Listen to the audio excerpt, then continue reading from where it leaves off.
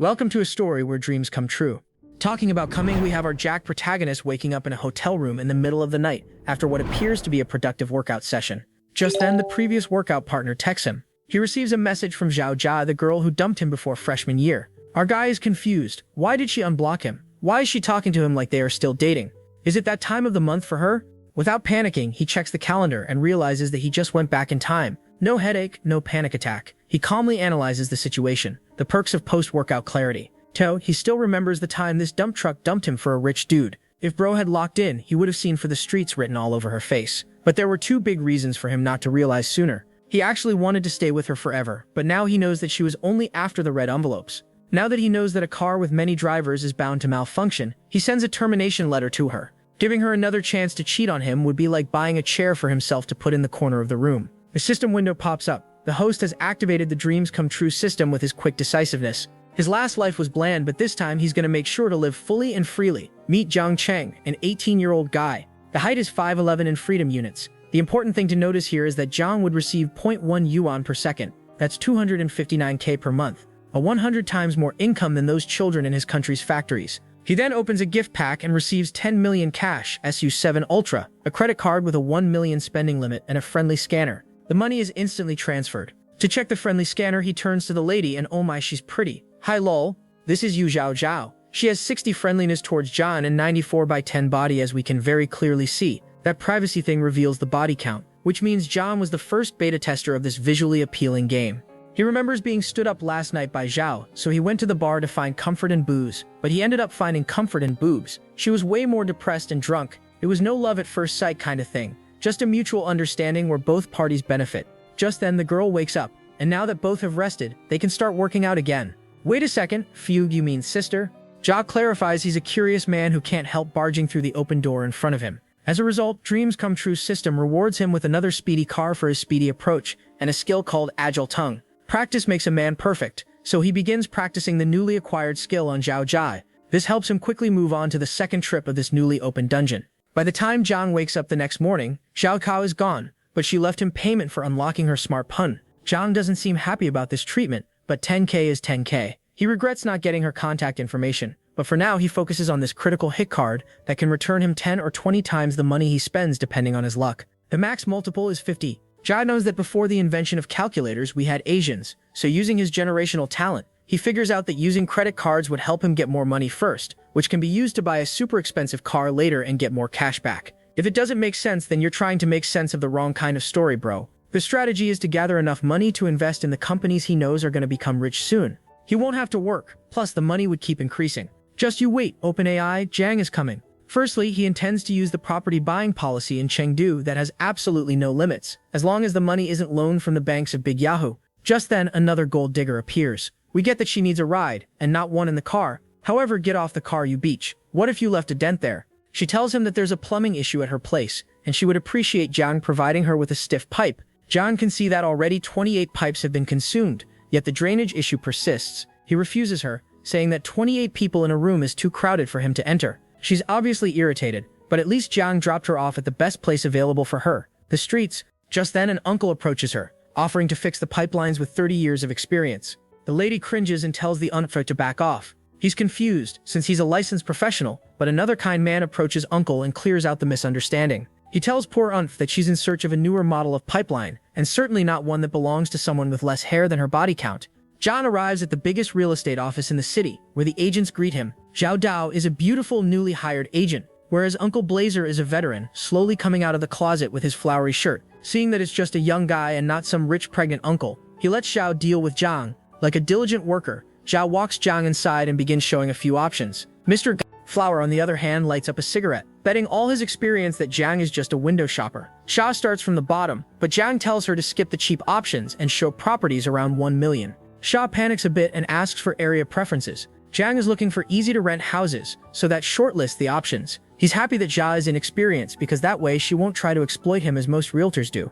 He takes a quick scan and Jia's inexperience is not just limited to real estate. Plus, she's too young to be working here, so Jia respects her for that, and obviously realizes that he would be the one to exploit in the future. Jia shows him all the best options between 300k and 1 million. Since Jia can't go over 1 million with his credit cards, he looks at the ones closest to 1 million. Settling for 800k instead of a million would mean that even if he got a 10x cashback, he would lose out on 2 million cashback. Therefore, he chooses the properties a bit over 1 million and offers to buy 5 if they can negotiate to a complete 1 million for each property. Plus, he'll pay the full amount right here, right now, and he'll require Jai's services to manage rentals afterwards. Jai is extremely happy, whereas Flower Uncle can't believe the error in his judgment. He feels disgraced. He has never faced such hard consequences of his actions since his last gay cruise. The manager with a white suit brings the forms and informs Zhang about their 2% commission. Zhang agrees to sign without reading anything as a symbol of trust in Jai. She alone is going to get around 50k for this deal. The system window pops up and reveals that Zhang got a 50 multiplier on 3 of those properties. By spending just 5 million, he got 225 back. Also, he now gets 0.8 yuan per second. At this point, the author isn't even hiding his lazy fantasies. He thinks that Shai is his lucky charm, so he asks her to listen to him for a second. The manager advises her to make Zhang their regular customer by offering the property that wasn't in those pictures. The 19-year-old house that no one has entered yet.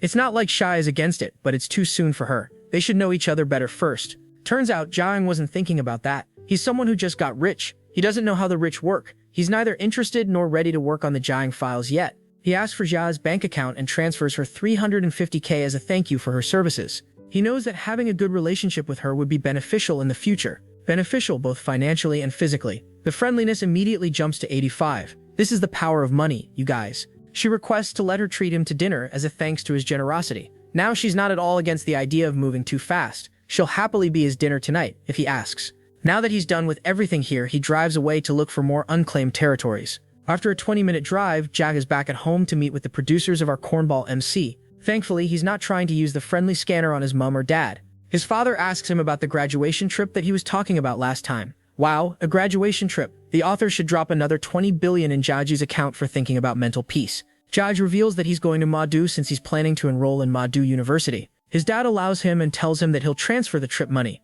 Of course he didn't refuse because no sane person would believe that Zhang has been showered with money lately by the tricks our author didn't use since the Heian era. Mama brings up the marriage topic, whereas Zhang simply wants to enjoy this watermelon before the KFC people steal it from him. He's not the naive guy he used to be, so he's gonna find a decent daughter-in-law for them. By booking the ticket at the last minute, Zhao had to settle for the economy class, where of course he ran into another baddie. The girl is seated in the middle while Zhao has the window seat. Unfortunately, the author himself is seated in the third seat. This creepy Discord moderator, who looks like he has a room full of real-life anime girl pillows. This guy's face can instantly tenfold the sales of condoms. Zhao gives up his seat for the girl and sits in the middle. This guy, who looks like he believes the earth is flat, protests, but Zhao claims that they are together. The girl is heading there for work, whereas Zhao reveals that he's on vacation. This squeezed teabag jumps into the conversation again and reveals his name, Qian Shen. He gives them friendly advice not to trust the hotels there. He doesn't have to worry about it because his daddy booked him a good hotel that sends a good car with a good driver to pick him up from the airport.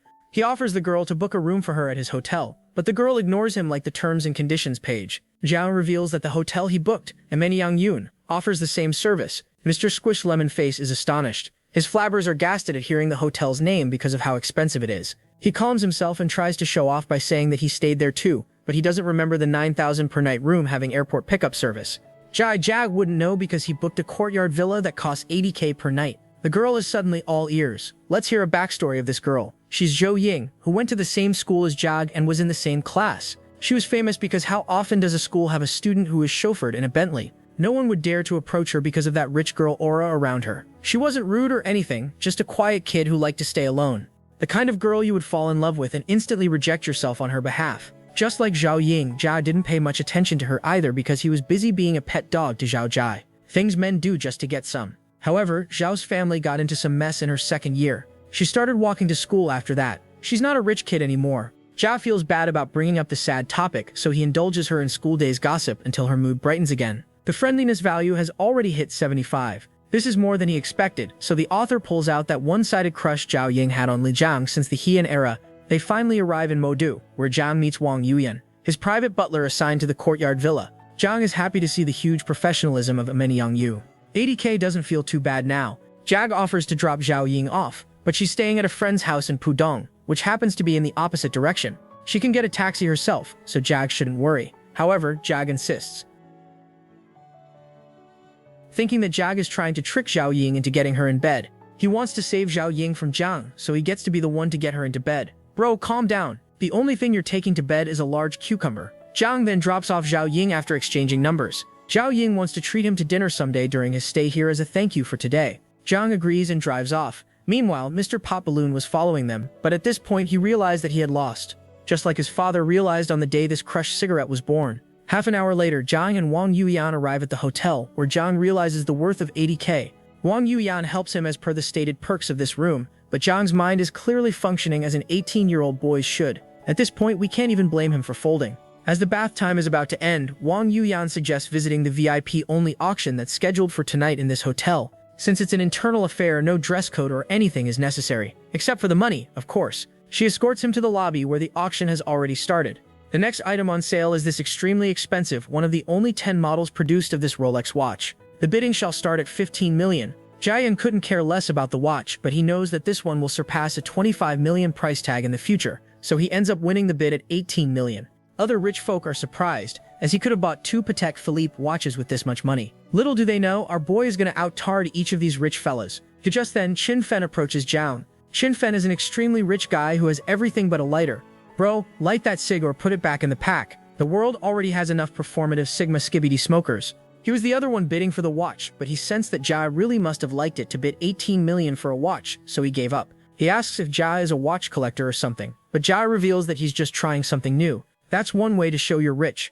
Wang Zhang compliments Jia's pants for keeping those massive balls inside. He wonders why they didn't see him here before, so Jia reveals the university plan. Qin Fen is impressed, so he invites Zhang to hang out with them sometime. Our boy is on level 7 now, so he's getting 1 UN every second. That's over 900 million a year now, but this is still not enough for what he plans to do. Bro, what is it that you plan to do? You can even afford the World Cup final match ticket with all this money. Or maybe not, a certain orange fish might raise the prices again. Just then he runs into Xiao Xiao. Hi lol. Zhao thanks her for giving him the best deal this world could offer to a man. She thought he was some poor student, so she compensated him for the night shift he might have missed at Starbucks or something. She certainly wasn't expecting him to be a rich kid. He expresses his desire to be compensated again, asking if she can accompany him to his courtyard villa. Zhao Zhao had a good time as well, so she agrees, as long as the workout can be leveled up a bit. She's planning to train till failure tonight. Their healthy pre-workout warm-up is interrupted by Zhang Yu. He's Zhao Zhao's ex-fiancé, who cheated on her with her best friend. In life, you will find people making the same mistakes you made. Sometimes they'll make mistakes you can't even comprehend, but never has there been a dumber son of a female dog to cheat on someone like Zhao Zhao. What more can a woman offer him? Would be a different scenario if Zhang Yu cheated on her with her best friend's husband. He certainly looks like someone who would intentionally go to prison so he can drop soap on the floor during shower time. He tells her to ignore the small stuff and look forward to their wedding. Zhao Jia hates him at this point. He's the reason she was drunk that night, and she refuses to suffer anymore. Xiao, who's calmly enjoying this soap opera, gets 2 choices presented to him. Either leave for a Kylian Mbappe outfit, or slap the shit out of Zhang Yu twice to get 3x enhancement to his physical attributes plus a bad luck card. This is hardly a choice. Even if the rewards were swapped, even if there were no rewards, even if he was penalized, he had already made up his mind the moment Zhang Yu appeared. A face so slappable presented in front of him. Losing this opportunity would be a bigger fumble than saying, "You are my family," and right. Still, Zhang confirms whether the physical enhancements include Lil Zhang as well. It is confirmed that his entire body, including all 3 of his legs, would be enhanced. Of course, Zhang steps forward and beats the crap out of him. The friendliness of Zhang Yu drops from 70 to 10, but he couldn't care less. Zhao Jia, on the other hand, is delighted to see the guy getting the perfect treatment. The incident involves 2 guys. One is a wealthy customer, while the other looks like a chewed gum. Of course, they're going to help the wealthy one. Zhang Yu threatens to call security, but Zhao Jia assures Zhang that she'll testify against Zhang Yu. Zhang is rich, and he's not from the hood. The police are not a problem for him. While Princess Zhang is still requesting a man to defend his honor, a guy with a dagger breaks into the hotel. He's already slimed a guy and grabs Zhang next. Zhang is finally feeling what citizens of London feel every night. Another system window pops up. This time, Zhang is offered the choice to either flee or stop the murderer. If he chooses the latter, he will get a skill called the milk squeezing technique. Yup, it is exactly what it sounds like.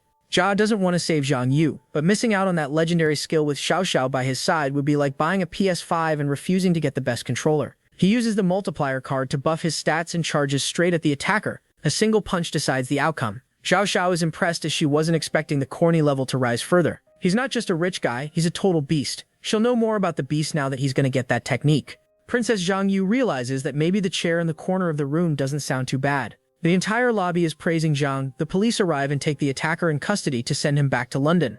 They thank Zhang for using his plot armor to help them. Princess Zhang tries to man up again now that the police are here, but Zhao Zhao states that this femboy was trying to scam her into marriage.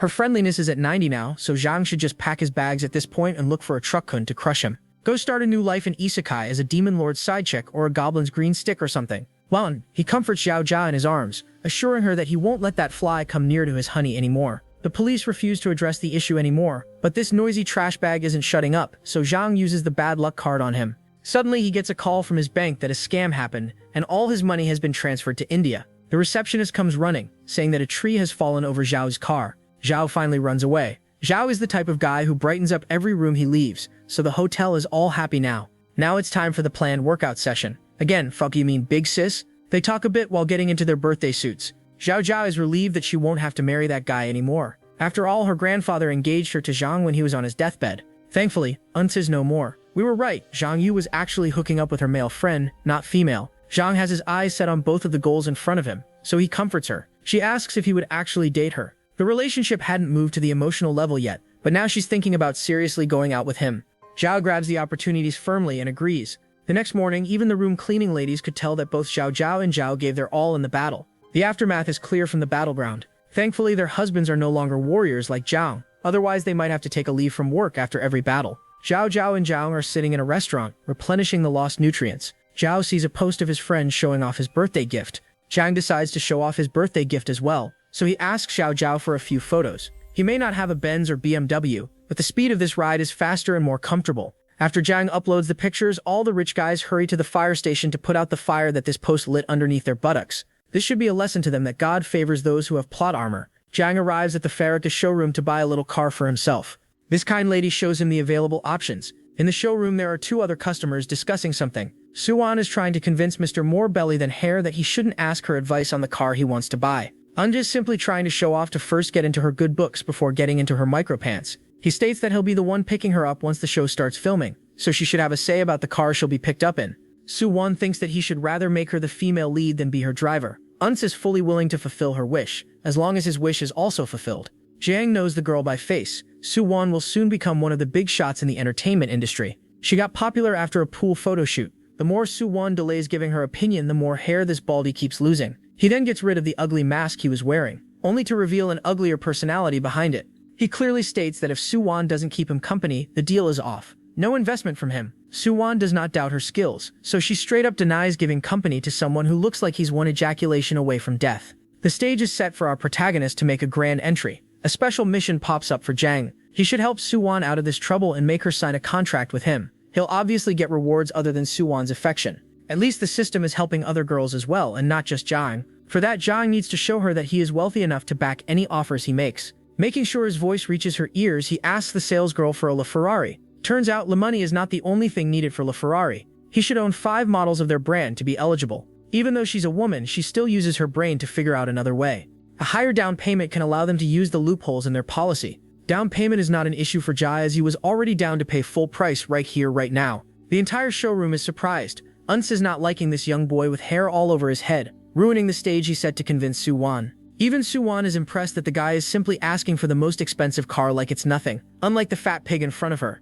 Not being able to see this unsexed face is the biggest win of the blind community. 40 to 50 million is pocket change for Arjad. The salesgirl brings out the manager, followed by the owner of this store, who coincidentally happens to be around today. The owner is Chin Fen. After greeting each other, Jad shares that he doesn't want to rely on a taxi while he's here, so he thought of casually buying a car. Chin Fen is not a fan of this epitome of humble bragging. Ching Fen congratulates the manager as a big commission is coming their way. Why? Because they got lucky to land a customer who's wearing an 18 million yuan watch. Thanks to the watch, they no longer need to verify if Zhang possesses the money he claims. While the manager and Zhang deal with the paperwork, Suwan can't help but find it weird to see such a young, rich guy. Normally, the rich ones spending this amount of money like to do bad things to people of Zhang's age. He must be worth over 100 million at this point. Xiao Huang has realized that he can't top the LaFerrari, so he should leave this place before his fragile ego takes more damage. Xiao Huang refuses to go along for drinks since she has a meeting at the company later. Huang reminds her that she hasn't accomplished anything yet. She should stop pretending to be a noble and do what he says. He'll give her time to think. She should visit him in his room, or be removed from the showbiz industry forever. Now that the fat baldy is out, Zhao approaches Suwan and apologizes for overhearing their conversation. He tells her not to worry as he is willing to invest in her. Now Suwan doesn't need to sleep with that pig corpse. Plus, Zhao is clearly more financially capable. She immediately agrees. So after exchanging their phone numbers, Zhao proposes to meet up tomorrow. Since the Ferrari might take a year to deliver, Chun Fen suggests checking out the luxury car show scheduled in a few days. He can get a car on the spot there. Later that day, Zhang arrives at the Red Hotel to meet up with the goddess. Hai Lal. Zhao Zhao shows him all the top dishes available in this buffet, but Zhang tells her that she's more delicious than anything else. For the millionth time, Fiu Guo, you mean good brother? She politely asks for a bit more rest because the workout session last night already ruined her knees. Thankfully, Jai lets the relationship move forward, so she can address him as hubby, daddy, or darling. Anything but brother. Jai asks her about Su Wan, which worries Zhao Zhao a bit, but he assures her that he didn't fall for Su Wan or anything. He asks about Su Wan's potential as an actress, so Zhao Zhao reveals that if she lands a better company that actually invests in her, she has everything to make it big. Zhao Zhao is willing to help. Zhao first clarifies that Zhao Zhao is his #1 woman, and even if she wasn't, he would always treat her well. The difference between that gay fiancé and Zhao is that Zhao and Zhao Zhao haven't gone exclusive yet. Zhao states his intention of investing in her, even though they will have to pay Su Wan's breach of contract fee. Zhao Zhao shouldn't worry about establishing the company, as Zhao would take care of all the finances. He'll then leave Zhao Zhao in charge of that company. He might even give her some shares of the company. Zhao knows that Su Wan alone will become big enough to return a handsome profit. Zhao Zhao is not interested in shares or anything. She's just happy to become a company manager, compared to a department manager that she is right now. Plus the workout sessions are already a good compensation on top of a good salary. Zhao Zhao is the type of guy who knows how to take care of his baddies, so of course whatever the deal turns out to be, it will be in Zhao Zhao's favor. She's already grateful to him for saving her from that miserable life she was living. Just then, Zhao receives a message from Su Wan, asking for the time and location of their meetup tomorrow. Zhao gives a rich guy smile, happy to see someone's eagerness.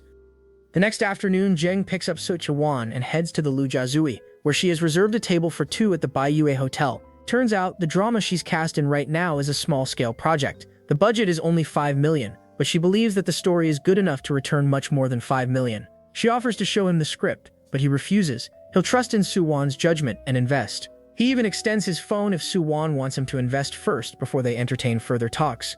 However, Su Wan is more surprised at him agreeing to invest so readily despite only meeting her for the second time. She has never seen an investor like him before. Zheng finally reveals the condition for this deal. He wants Su Wan to work as an artist at his company. He'll take care of the contract breaching fee and everything. Now Su Wan should be getting suspicious of his motives, but being a good-looking guy has its own perks. She thinks about how she can land bigger investments in the future as well, if she works for Zheng. Plus, Zheng is a young and handsome boy, so letting him play with her cat wouldn't be as bad as dealing with that disgusting triple-chin chimpanzee. She then reminds herself to lock in and forget the indecent thoughts. The company is yet to be made public, but if Su Wan agrees, they will do it right away. He knows that Tiancheng Entertainment doesn't value her, but at his company, they will completely focus on her for the next 2 or 3 years. That should be enough time to enter her in the big leagues. The friendship value is still at 50. Despite that, she asks if Zheng has any other special conditions that she should know about. Well, it's not like Zheng has zero thoughts about that stuff. However, he's one of the patient ones. He knows that the system is already handing everything to him on a plate, so why hurry? He explicitly states that he won't ask her to have shameful contact with anyone, including himself, for work-related benefits. Su Wan's friendship value rises to 60 as she wasn't expecting someone of this age to not use his position for benefits. She agrees and begins referring to him as boss, but Zheng tells her to be casual and call her a friend. She inquires about his age, and the answer only increases her admiration for Zheng. She requests to be the one paying for this meal as a thank you. If not with her body, at least Zheng should let her pay with money. Now that the task is fulfilled, all of Zheng's funds will be channeled through Hengcheng Investment Company. It is assumed that he bought shares of that company earlier sometime. Along with the plot armor, he now has the legality armor as well. He decides to inform his parents so they can slowly begin digesting the fact that their son is rich now. This company will return him 600k every month, so the parents are extremely happy for him. The dad low-key wants those trip funds back, but he knows he won't get them. He advises Zheng not to get carried away, as this is just the beginning of his career. Zheng then asks Su Wan to accompany her boss daddy to the mall so they can buy gifts for his parents. They arrive at the Patek Philippe store, where the cheapest option starts from 200k, so obviously Su Wan is flustered. She runs into a senior actress and her ex-co-worker Lin Ru. Lin Ru is accompanied by her sugar daddy. Su Wan hasn't quit the company officially yet, so she refers to Zheng as a friend. Lin Ru doesn't expect Zheng to actually have the money to buy anything. Her sugar daddy, on the other hand, is showing interest in Zheng. Lin Ru has a friendliness of 20 and a body count of 78 at the age of 27. Imagine having 78 controllers connected to one PS. Wan asks about Su Wan, so Miss Trainwreck refers to her as a small maid from her previous drama. Wang still gives his number to Su Wan in hopes of giving some role to get some back. Miss Yu's car is irritated and jealous to the point where the jealousy bar is almost as high as her body count. They start checking out the watches. The first one the salesman presents is this 380k watch for women. He's not that rich in his parents' eyes yet, so he wonders if this would be the right choice. He still asks for watches over 500k. Miss Shared Property takes an emotional hit as she had to let Uncle Wong into her forbidden forest many times just to get that 380k watch. Turkate Suwon is low-key enjoying this new side of Miss Arrogant free trial. The system seems too thirsty to see Suwon in Jang's bed as it pops up with another assist. Jang should buy her a watch. However, she refuses to accept the watch as a gift because she intends to buy one with her own hard-earned money. Miss Multiplayer Mode still thinks that these two are window shopping. The shopkeeper brings a few good options. The one Jang likes is a bit loose, so Suwon tightens it. Jang expresses his preference for the tighter the better. He knows what he's doing. His sneaky attacks are working as Suwon's friendship value rises to 70. This increase just gave Bro a green signal to slip in a few more attacks every now and then. He buys two of the same watches worth over $1 million. Even Mr. Number 78, Uncle Wang, is shocked. The next up is a watch for his mom, so he asks Suwon for assistance. Suwon picks a really pretty but slightly expensive one, costing 850k. Jang asks Suwon to wear it so he can see how it looks on her wrist. He then buys this and another watch as well, telling Suwon to keep this one on her wrist. She tries to refuse, but our boy has already paid for it. His mom is already in her 40s, so this may not look very good on her. He finally convinces Suwon to accept his gift, and the friendliness rises to 75. The total bill came out to be just under 4.5 million. They even got a complimentary gift. At this point, Miss Season Pass has gone crazy with frustration. Wong's plan to buy her a watch and treat her to a candlelight dinner so he can light his candle later that night is ruined.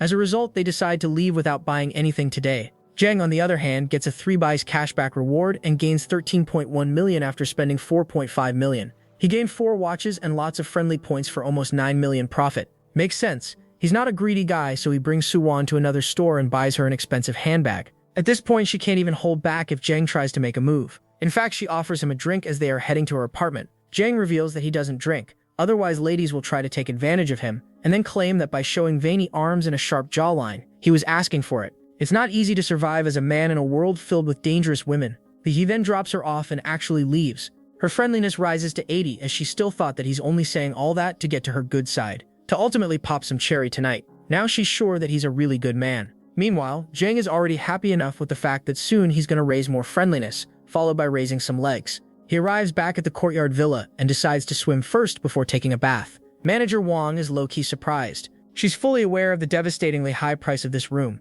so she wasn't expecting Jang to stay for the entire week. No one has been able to afford the room for this long, with the sole exception of Satoru Gojo, of course. Jang then asks about the luxurious dinner options. Manager Wong reveals that they offer Italian, Japanese, French, and Chinese cuisine. The yellow croaker from the Italian restaurant is their specialty.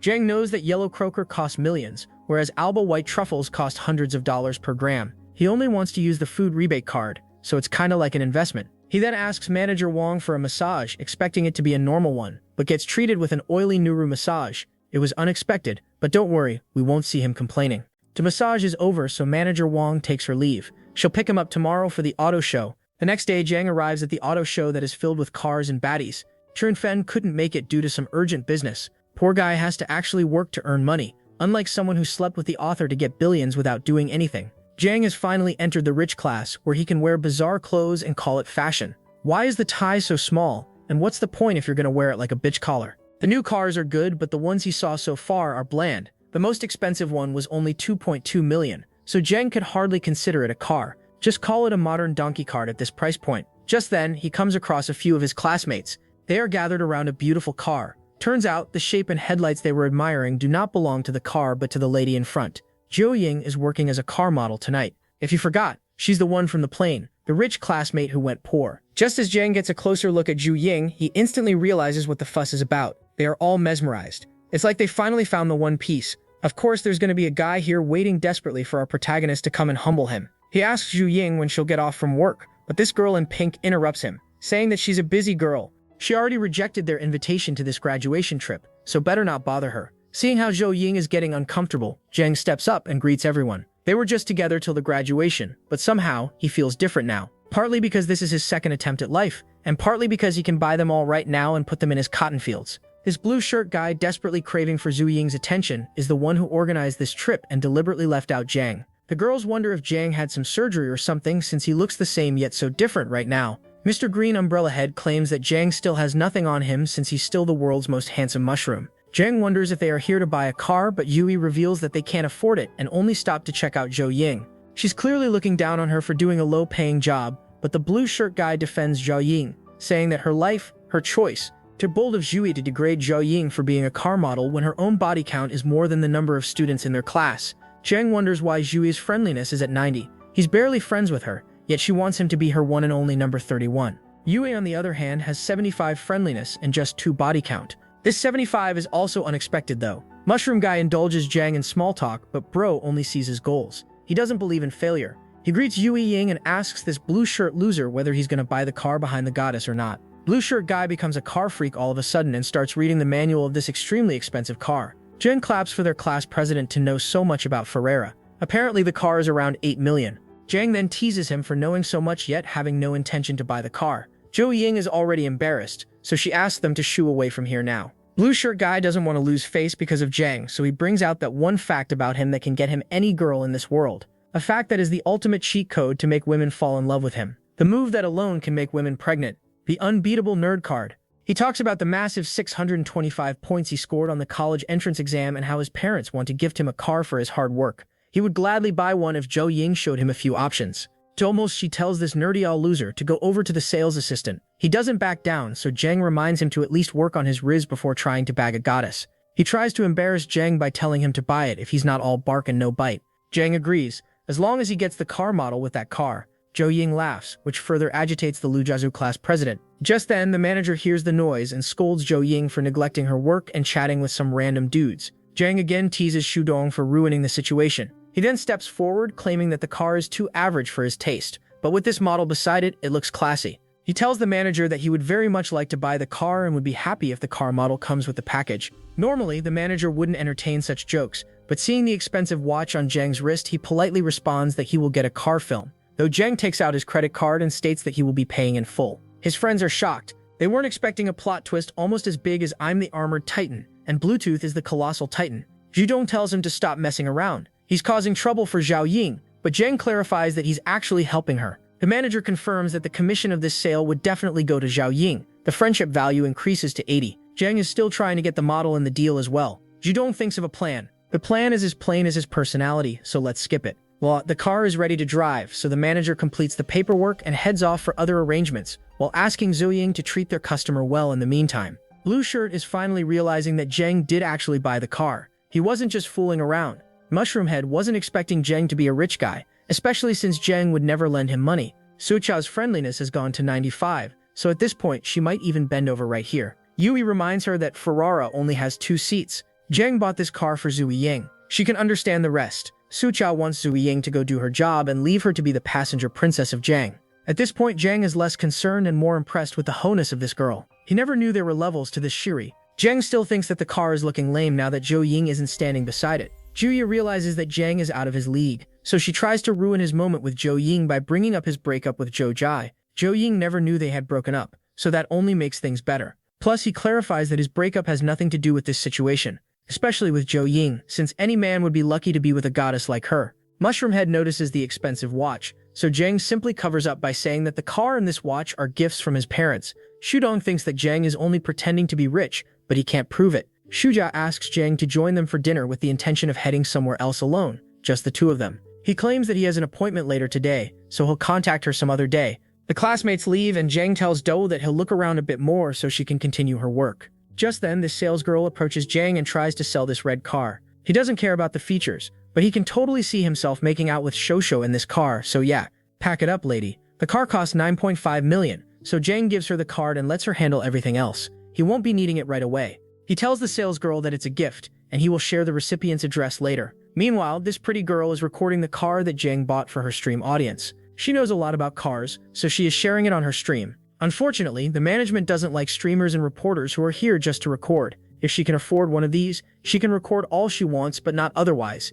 Even the audience feels bad for her. She was just imparting wisdom while making sure the audience could see all the good bits. Zhao Yang is bamboozled. She just saw Zhang spend 20 million in less than 30 minutes. Even in her rich days, they weren't rich enough to be spending 20 million in 20 minutes. After 2 hours, the paperwork is complete. The red car is on its way to Shosho, whereas the Ferrara is ready for him. There's still the license plate issue because Zhang isn't a local in Shanghai. Worry not, bro. Here comes the license generating skill that the system has never used since the Heian era. Not just any plate though, he gets one with his initials and one of the most expensive numbers. The manager is wondering just how rich this dog collar guy is. Jang pretends that he booked the number in advance. Seeing the way the license guy treated Jang, the manager wonders if Jang is the offspring of the richest man or something. He then meets up with Zhou Ying. She suggests heading for dinner right now, so Jung obviously agrees. Just then, his phone rings and this mushroom head begs Jung to come save him before he jumps into the Huangpu River and deletes himself. He claims that he's heartbroken right now. So is everyone, bro. April just went by, and we all had to remember Kari again. Man up.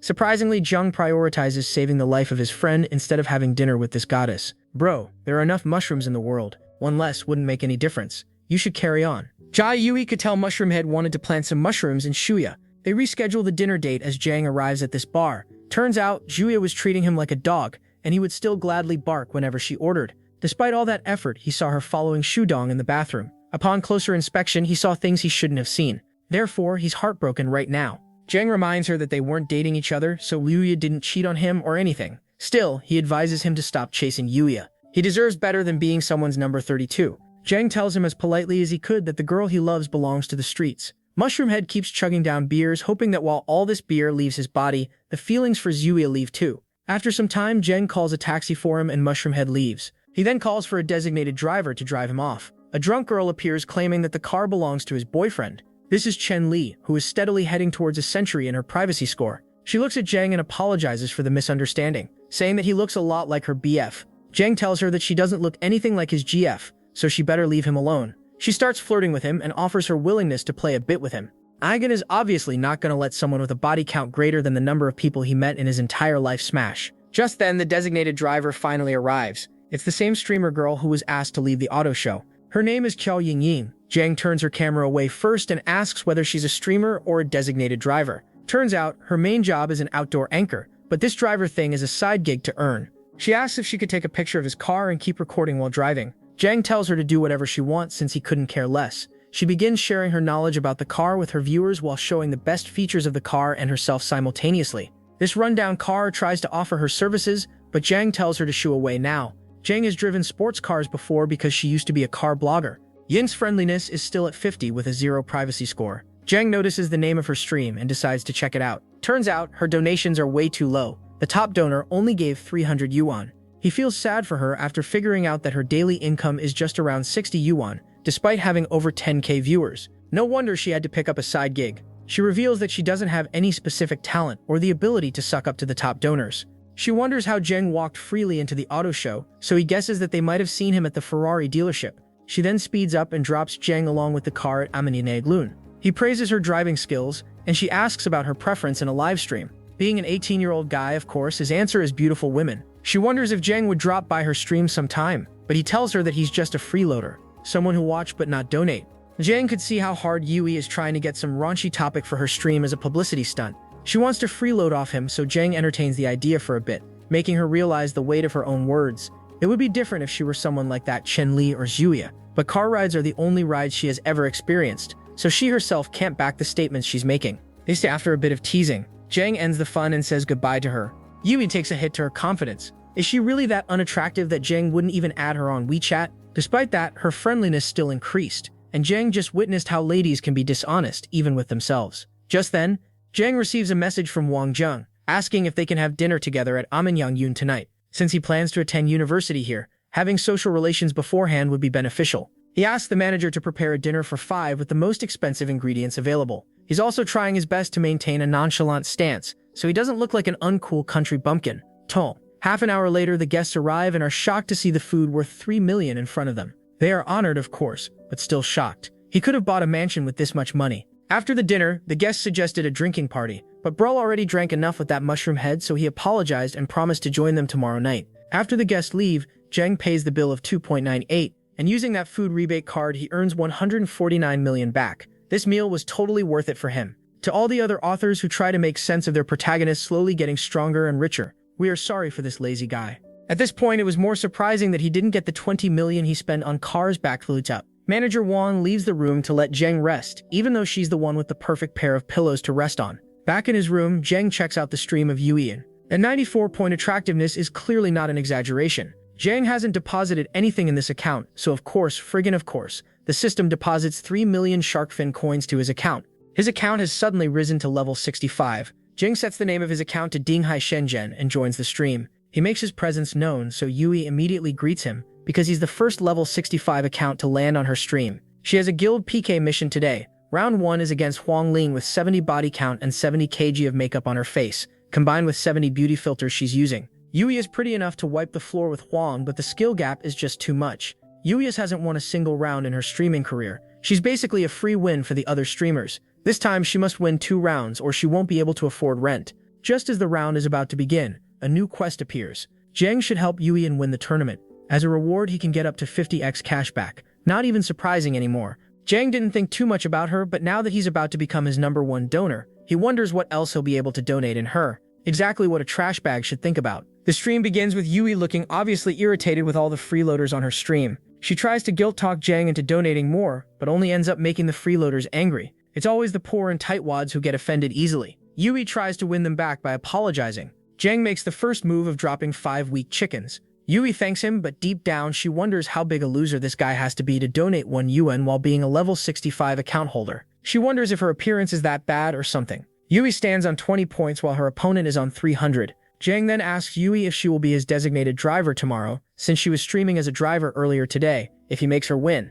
Yui agrees, so this thirsty dude drops 3 of the most expensive super rockets at once. Each rocket is 2,000 points. All of a sudden, Yui is 20 times ahead of her competitor. 6,200 to 300 score. Not even Oklahoma got swept like this by the Memphis Grizzlies in 2021. Huang Ling's ugliness is finally showing up, as a big shot appearing in the first round was not on her bucket list of 100 things before turning into a zombie. Huang Ling tries to win over Zhang, but she doesn't understand that Zhang is a scum who will only enter the uncharted territories if he's the first to do so. Right now, Yui is his target. At least he'll make sure that the deal is beneficial to both parties. It's up to the girls whether they will allow him inside their forbidden garden or not. Yui starts singing to tip the scale in her direction, but it only turns out to be a massive win for the deaf community. Zhang finds it cute and silly though because her other assets compensate for these minor issues. Yui Huan Ling tries to persuade her biggest patron Dezui to donate as much as possible. The round has officially begun, so Dezui and Wan Ling try to scare away Yui and Zhang. Little do they know, they are up against someone with plot armor. The freeloaders are amazed to see the amount of donations in just the first round. Zhang is still keeping up. He's enjoying the cute panic look on Yui's face. To see more of this expression, Zhang drops 20 shots at once. Yui's stream gets stuck. She wonders what's wrong. Upon realizing what just happened, she's stunned. 40k dropped like it's nothing. Well, it is indeed nothing for someone who never had to break a sweat to earn. The viewers in this room have already exceeded 10k. Yui bows down to thank him, making sure he can focus closely on the thanks hanging out on display. This is the first time she has received 20 shots at once. Just wait, girl. He's planning to give more shots once you're in his bed. Zhang notices something. Her face looks very different than usual. The filters she's using are only reducing her original perfect traits. He asks her to turn those off. She doesn't want to. She doesn't feel confident enough, but she owes him for this round, so she agrees to do so.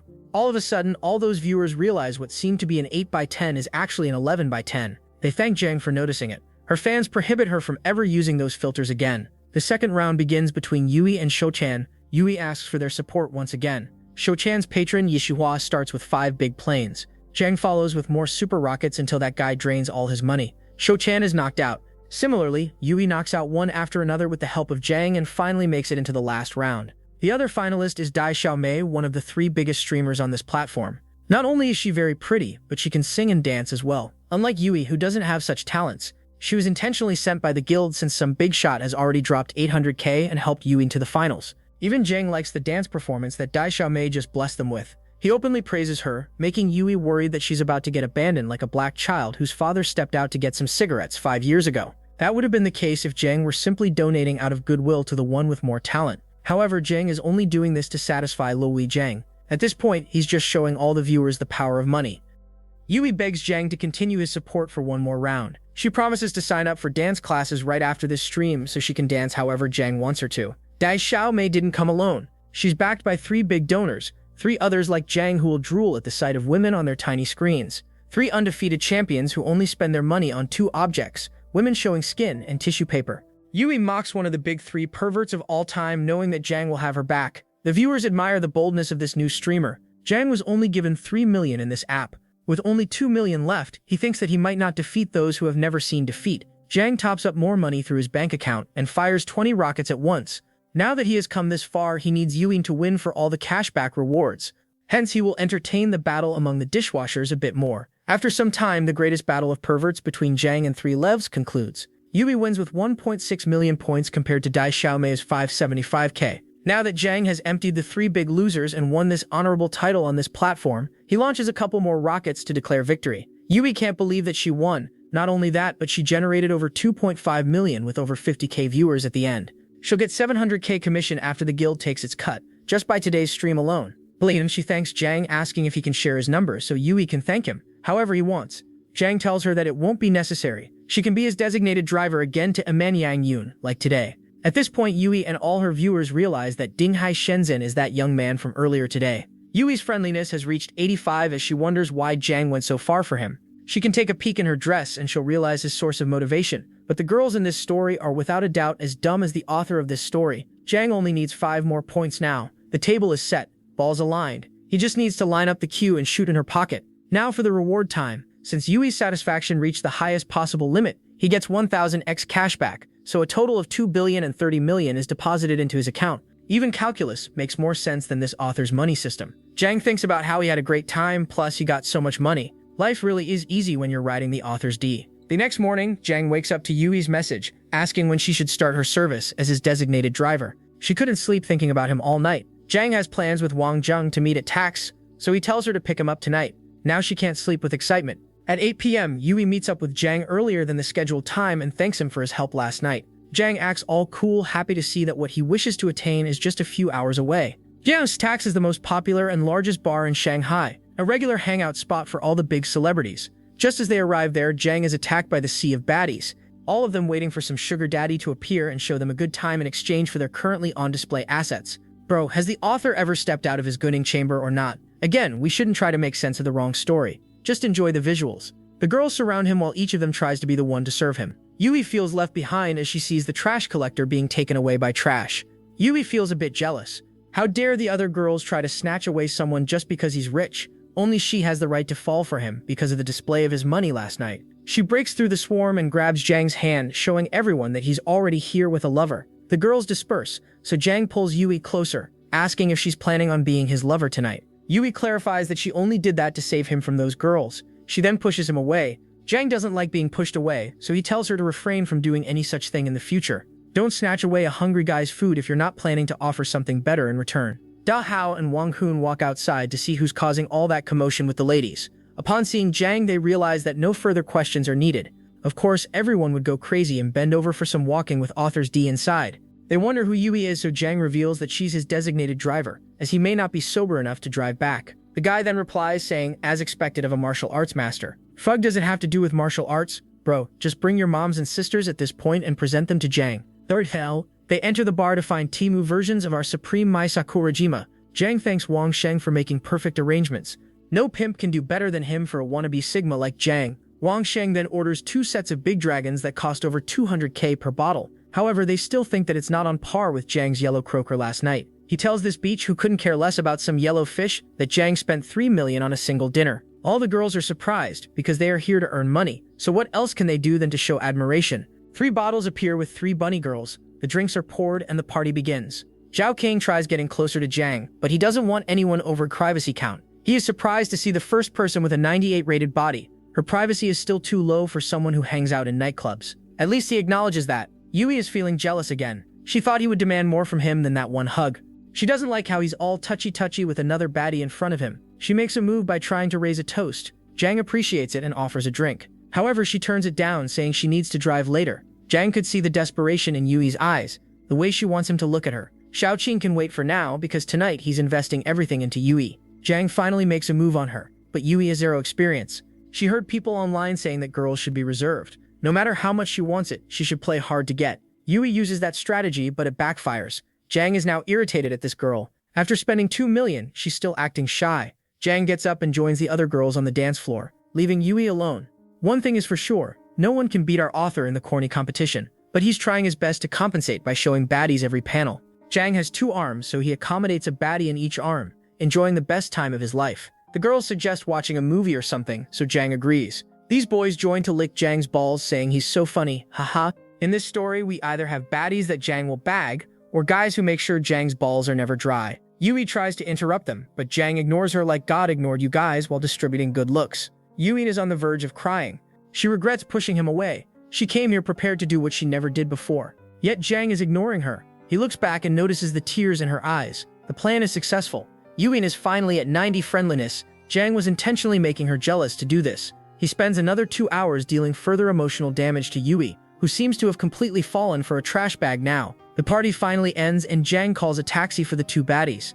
It appears that he's taking them to the hotel along with him, since 4 people can't fit in his small car. However, he pays the driver and tells Unsk to drop the girls off at their home safely. Unsk tells him to take a photo of his license plate as a guarantee that both fatherless baddies will reach their single moms safely. The girls don't seem too happy about this surprising change of events. All that rallying without any smash pissed them off. Jang and Yui arrive back at the hotel after 30 minutes. Yui asks if she can stay here since it's dangerous to travel alone at night. Jang reminds what she told him that she's not that kind of lady, so he transfers her the taxi fare, telling her to leave. Yui lets go of the requesting tone and informs him that she's gonna stay here. Jang, like the cornball he is, tells her to go find another room in the hotel. Then, however, she thinks that the bed is already big enough to accommodate both of them. He refuses, expecting her to sit down and make the first move.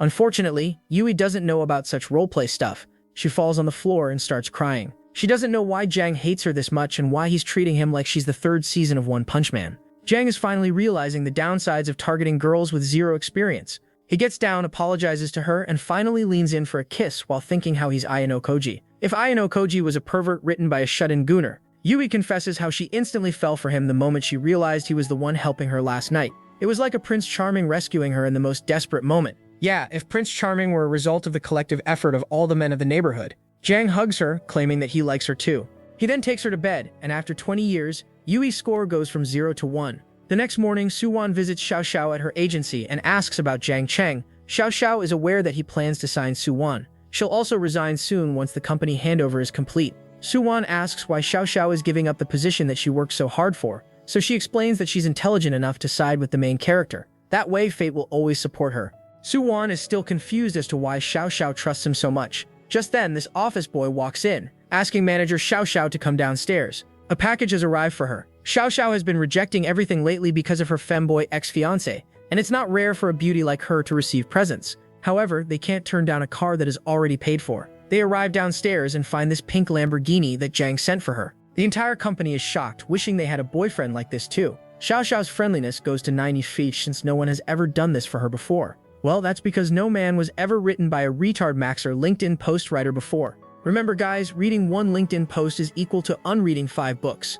Their relationship has advanced to inseparable in life and death. Of course he gets a reward for that. The reward is 1 consumption cashback card with a 1 to 100 multiplier. The second is, well, first in my bloodline to read this. All those words in the Chinese language, and the author decided to join them to make a sentence like this.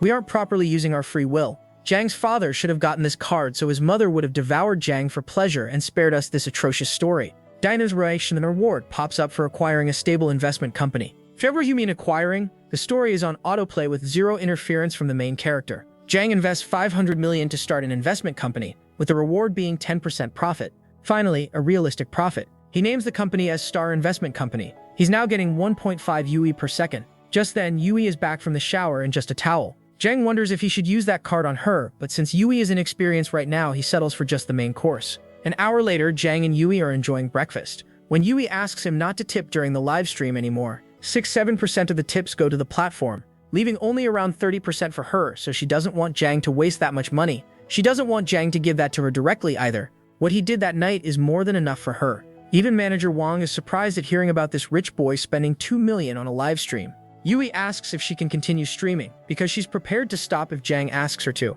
However, Yui is not the kind of streamer showing skin for views, so he lets her continue.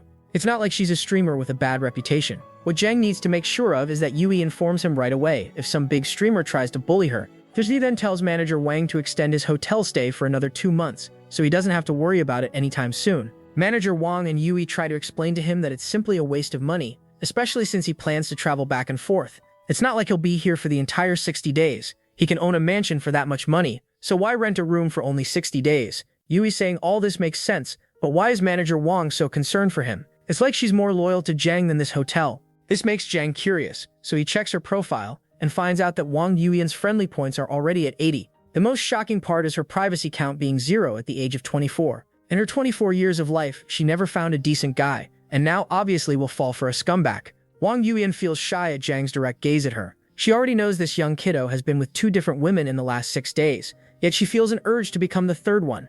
Her mind keeps wondering about what she would reply if Zhang asks for some extracurricular services. Zhang, on the other hand, has been feeling this strange urge inside him since the first day. Like the urge you get when there's a pen in your hand and a balloon comes in front of you, or the urge to open your calendar app when a group of girls passes by. Zhang gets a similar urge to pop Yui's balloon or open her apps. He wants to see how far he can take things with her. But with Yui here, he decides to postpone thinking about it. Wang Yuyan leaves with Zhang's credit card to book for another 2 months. On her way, she runs into her coworker asking if the guest is difficult to serve. Unfortunately, the guest is not difficult to serve, but difficult to resist. This coworker baddie is worried about being at the bottom of the rankings this month as her latest client also checked out, and she's free the whole day. They all envy Yui Man for landing a client for an entire week. Most of the clients only spend a day here or 2 at max.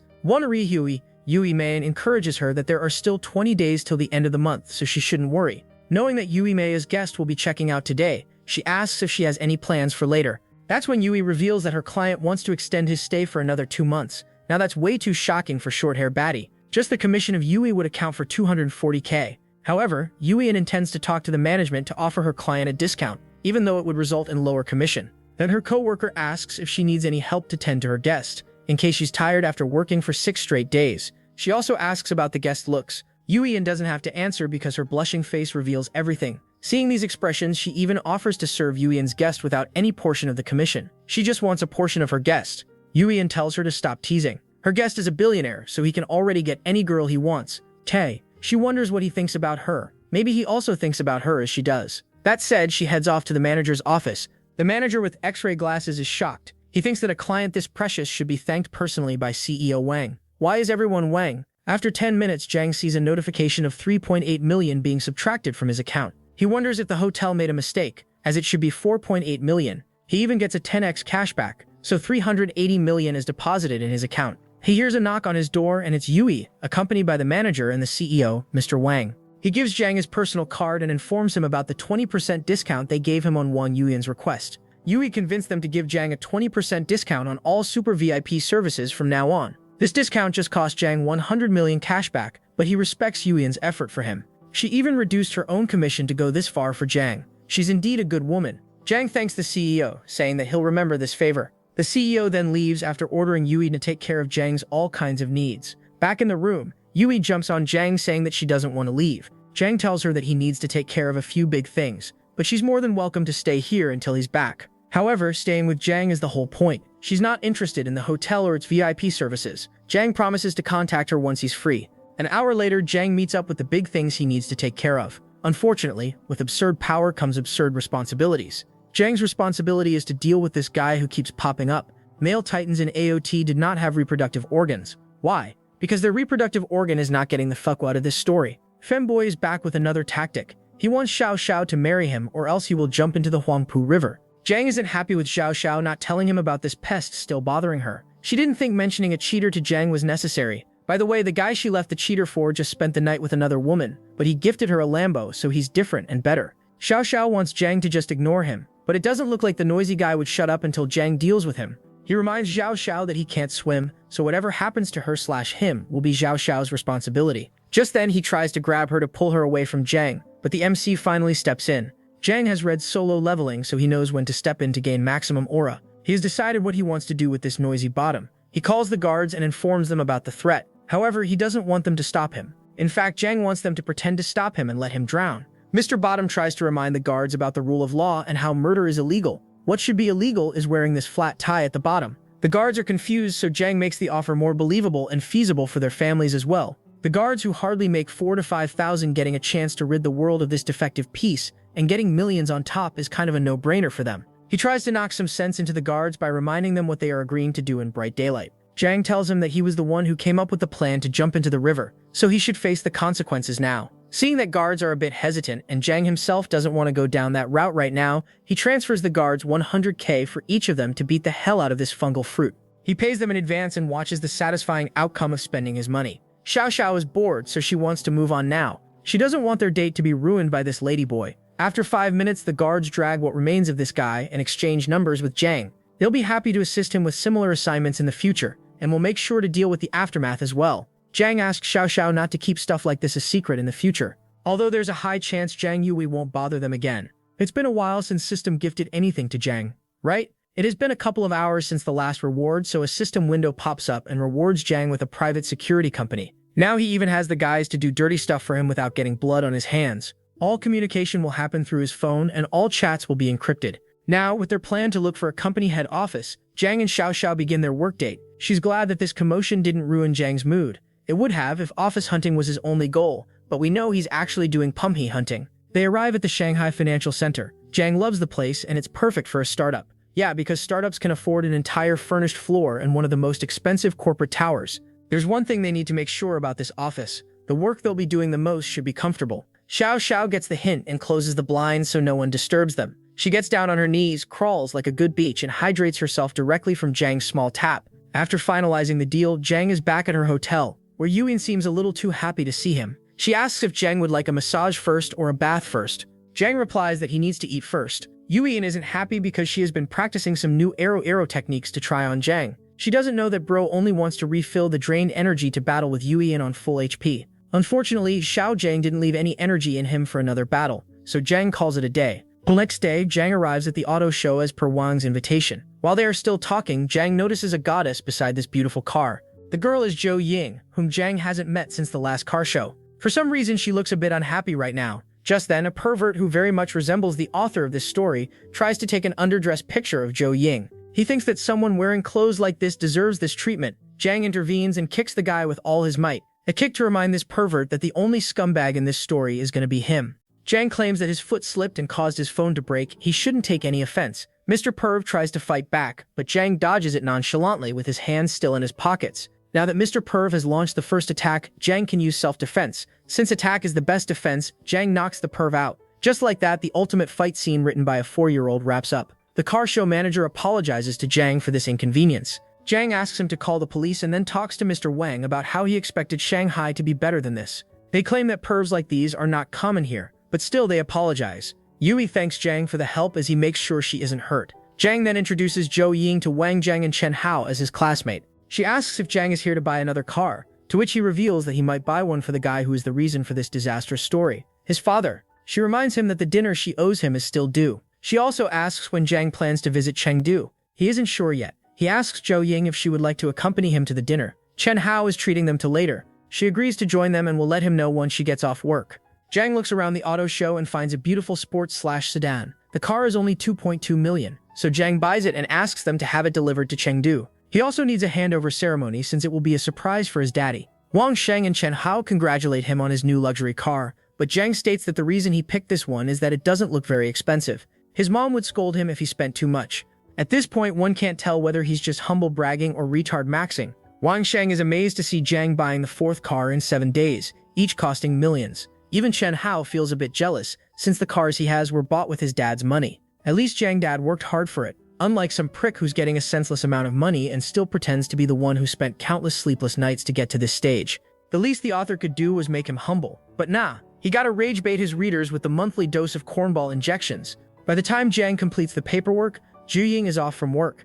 Even in her casual clothes, Zhu Ying looks way above the other girls. No wonder she was recognized as the school's prettiest girl. Now that the summer break is about to end, Jang wonders if Zhu Ying will go back soon. She nods and asks if he's also surprised to see her working to earn some cash. She knows that people talk about her behind her back. Some even mock her for being a Bentley girl to now a part-time worker with minimum wage. She isn't too bothered though. She never had any close friends, so whatever people say about her, she doesn't care. She thinks that earning money with her own hands feels more real than before. Obviously, Jang wouldn't know about hard-earned money since he's just the author's bitch, so he says that a girl as pretty as her shouldn't have any problems making money. Not everyone likes to sell her body like your mama. Jang, it is not that easy. In fact, it's more difficult when everyone tries to exploit you into giving a taste of this cake. Even in such a serious and deep conversation, Jang keeps flirting and complimenting her, because what else can a scumbag do? All he thinks about is poo. He always knew Zhao Ying was a cool beauty, but he didn't expect her to be so down-to-earth. What a deep compliment from our author. Zhao Ying wanted to treat him to dinner to thank him, but somehow she's the one getting a free meal. They finally arrive at the farmhouse where Chen Hao and Wang Zheng greet them. Unfortunately, an unexpected guest arrives as well. This guy who looks like he uses past form of verb after subjunctive are did. Wang Chang has a bit of a grudge against Wang Sheng and only drops by when he wants to stir up some trouble. However, he's not someone you can just kick out, so they have to maintain decency and serve him now. Chen Hao mistakenly calls him Xiao Cheng instead of Wang Bro, so that troublesome guy is already pissed. Elite naming sense from our lovely author. Zhang is our protagonist and everyone else is Wang. This red pony guy, who looks like he's still in puberty phase, calms Xiao Cheng. They join Zhang's table, and after half an hour, this yellow-haired boy is drunk. He wants to share some insider trading tips since he recently made over 10 million in the stock market. Don't be surprised if you see him selling a course soon enough. If it's so profitable, why are you selling a course? Put those hours into more trading. He's even slipping a few sarcastic comments towards Chen Hao and Wang Zheng. One decent trade and bro thinks he's the son of that orange fish, lips with all the insider information. Chen Hao knows exactly what to hit him with. He reminds Xiao Chang about the 2 million he owes them. Zhang tells him to calm down since they are all here to have fun. For absolutely no reason, Xiao Chang gets angry at Zhang and calls him a country bumpkin. He even throws a glass of drink at him. The glass didn't hit anyone because of the sissy throw, but the drink ends up ruining Zhao Ying's shirt. Now that the limits are crossed, Chen Hao and Wang Zheng get up to kick this loser out. Seeing that there's a greater number on the side against Shou Chang, this red hair instantly switches up on his fam. Seeing everyone against him, Shou Chang gets further agitated. Zhang steps forward and asks him to apologize to his classmate. He obviously refuses, so Zhang slaps his face. He keeps slapping him until this princess with heavy mood swings finally apologizes. Zhang is also trash-talking him, but the trash talk is so trash that it's not worth mentioning. Shou Chang grabs a chair and tries to hit Zhang, but Zhang kicks him like Cristiano Ronaldo if he were a polio victim. Wang Zheng tells this humiliated mustard to just get out at this point. Shou Chang leaves, but not without warning Zhang that he will take his revenge. Turns out, Shou Chang grew arrogant when his family gained a significant market share 2 years ago. Zhang replies that in that case it will be interesting to see just how capable they are. Now that the mood is ruined, Zhang decides to drop off Zhou Ying. The host apologized to him once again, but Zhang is fully aware that it's not Chen Hao or Wang Zheng's fault. On their way back, Zhang gives the keys to Zhou Ying so he can be the passenger princess this time. Zhang asks if Zhou Ying likes to race. She replies that she never raced before because of her strict family. However, she does plan to do so someday. They arrive at the destination, so Zhou Ying thanks Zhang for all his help. Her face turns red as she shyly turns away. This was the author's attempt to show that Zhou Ying is developing feelings for him. Zhang brings out his phone and decides to test the new security company given to him by the system on Shou Chang's food business. Later that night, Chen Hao sees the social media filled with people complaining about Wang Zheng's products. Turns out, it's everywhere, even the new channels are talking about it. The citizens are canceling Wang foods overnight. Zheng and Chen Hao finally realize that it must be Zheng taking revenge for the disrespect today. He did say he would test their capability. The Wang family is rich, so they won't collapse overnight, but the damage is too great to recover anytime soon. It does scare them a bit as they weren't expecting Zheng to be this dangerous. Shou Chang's father is fuming. He has no idea what's happening. He doesn't even have any hair left on his head to lose on this life and death matter. The idiot who caused this is oblivious, although it doesn't look like he cares enough. It's obvious that someone is intentionally harming the company. Seeing his son's wrecked face, Until realizes that this shy must have been behind this mess. Shou Chang reveals that some arrogant country bumpkin jumped him, but he'll deal with it later. This time, Uncle slaps him for trying to be a gangster when he knows he doesn't have the balls for it. On the same day, his face was slapped more times than the cheeks of Cornstar in an hour-long video. It finally hits Uncle at his son getting beaten up, and the company facing this issue on the same day might not be a coincidence. He worked 30 years to achieve this 70% market share, and all of a sudden, it has dropped to 40. Shou Chang doesn't think Zhang is behind all this. After all, the thoughts in his big brain can only go as far as the next room. Uncle Heisenberg orders him to go beg that Zhang guy to stop this mess or he's gonna divorce his mom. Looks like someone was waiting desperately for a reason to divorce. Shou Chang tells his father to do whatever he wants, but he's not gonna beg. Even Mama jumps into the conversation, saying that he shouldn't go this far over some minor issue. They have dealt with many problems before, they will deal with this one too. Just to inform them about the gravity of this issue, he tells her that if she divorced him yesterday, she would have gotten 500 million, but today she'll only get a 100. He tells his son one last time to go and either resolve the issue or bring back divorce papers. Mama doesn't want to live alone with as little as 100 million. She also insists Shou Chang should just beg the instigator and get this issue done with. Meanwhile, at the hotel, Zhang's security team informs him that the plan has been executed. The Wang family's worth has suffered an 80% loss. Wait a second, is he drinking soup with milk? Yu Yang asks Zhang if he needs anything else, but he thanks her for everything. He asks if she was the one who changed his clothes when he passed out drunk last night. Turns out she did. She saw him with Zhou Ying and realized that a third girl had entered the chat. She shouldn't waste any more time before making a move. Hence, she changed his clothes and took the payment for this favor herself. The payment did taste good because of that weird skill that the system allotted Zhang. Zhou Ying claims that all she did was change his clothes. Nothing else happened, certainly not something involving her mouth and his lollipop. That's not what he remembers. But he doesn't want to doubt her, so he figures that it must be a dream. As she then offers to show him a new massage technique she learned. Zhang lies on the bed, and turns out the new technique is basically under her skirt. Zhang's face turns red as he realizes just how much this girl trusts him.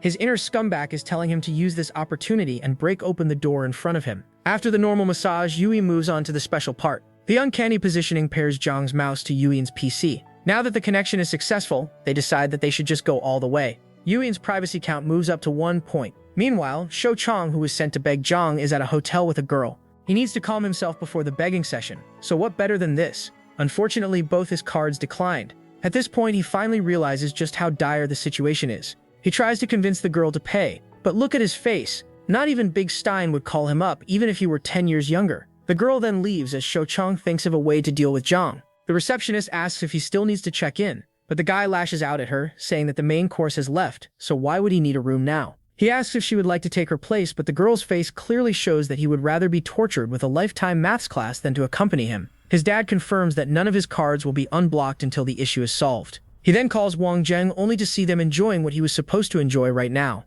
He admits his mistake to them and requests to arrange a meeting with Zhang so he can apologize. Wang Zheng and Chen Hao can't even remember the last time this arrogant guy admitted his mistake. Wang Zheng agrees to pass on the request, but he can't promise anything for now.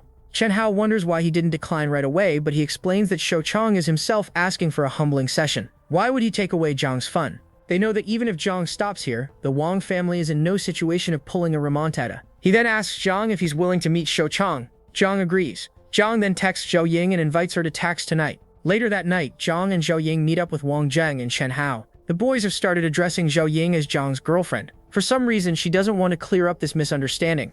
Zhang then places an order for 3 giant dragons, a few bottles of imported liquor, and snacks. The manager asks if he should send other kinds of snacks as well, but Chen Hao scolds him for making such an offer in front of Zhang's girlfriend. One man Chen Hao. The manager apologizes and leaves. The drinks arrive and Zhou Ying shares that she has always been curious about this expensive liquor. It's a shame she can't try it since she has to drive on their way back. Zhang tells her not to worry, as he will buy a few bottles on their way back so she can enjoy them at home. Zhou Ying's friendliness increases as this honorable, decent guy in front of her is throwing away the opportunity to get her drunk. To her, it just shows how much he cares for her. Finally, the main character of this party arrives. Shou Chang is here to get down on his knees and suck the apology out of Zhang.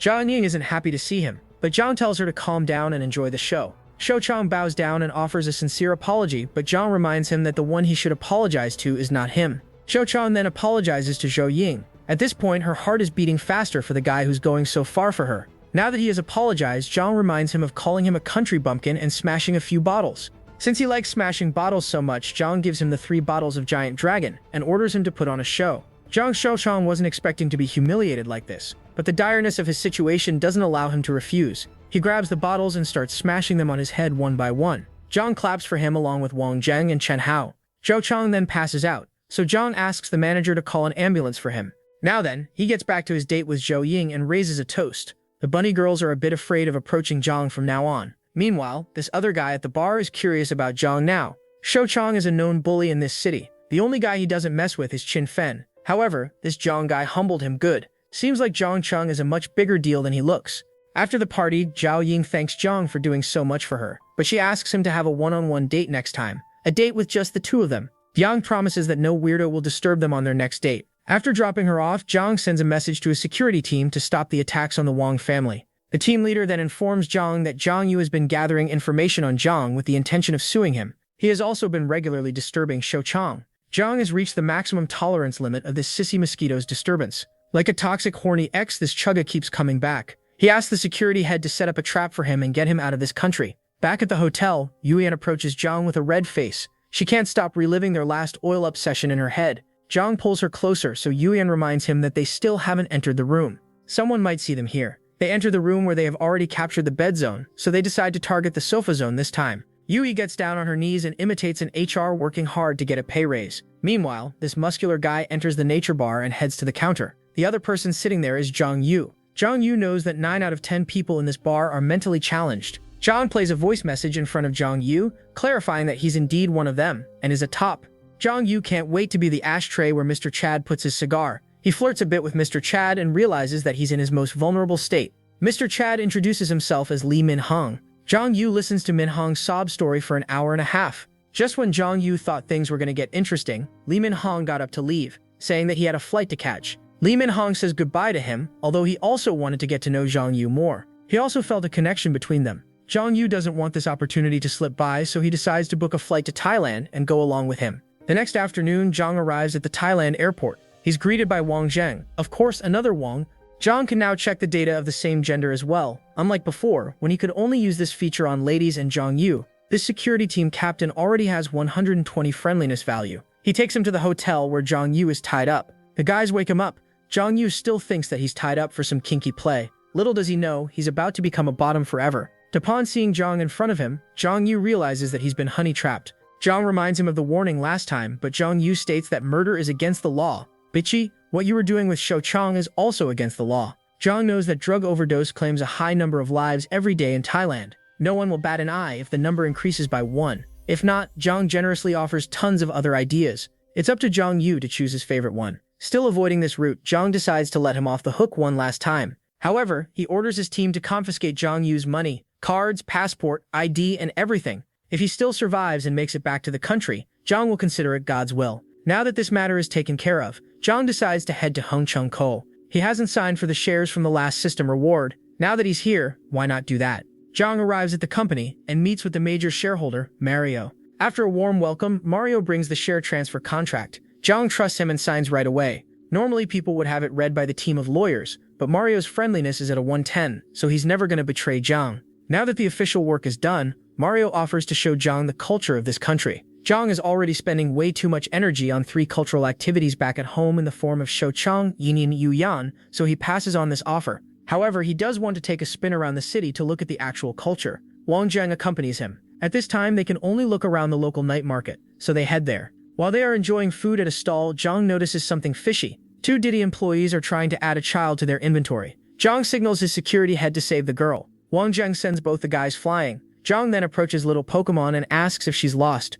Little girl introduces herself as Annie. She thanks Jong for saving her and reveals that her mommy wasn't letting her get cuttlefish, so she ran off while she wasn't looking. Thankfully, she remembers mommy's phone number, so Jong gives her a call. After 10 minutes, mommy arrives, and Jong understands why Annie was referring to her as mommy and not mama. This is An Xin. Despite being a baddie, she's still an Asian mom, so the first thing she does is slap Annie for running away. After that, she hugs her. An Xin then thanks Jong for saving her daughter. She knows that she should keep a closer eye on Annie and promises to be more careful in the future. Annie seems to have taken a liking towards Jong, so we know she'll soon become a wingman for him. An Xin offers a thank you meal, but Jong reveals that he will be back in Wrong City tomorrow. What a coincidence. An Xin is also from there. They already have each other's numbers, so she promises to offer her gratitude when she's back. Jong checks her profile, and to his surprise, An Xin's privacy is 0. He wonders how it's possible. He wonders if Annie is a Bluetooth child, or if she's downloaded from torrent or something.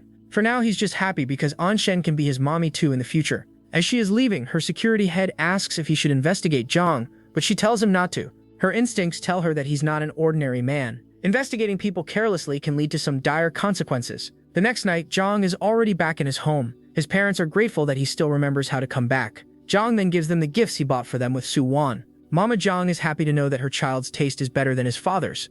Un plays the trump card and reminds her that her being his life partner is also his choice.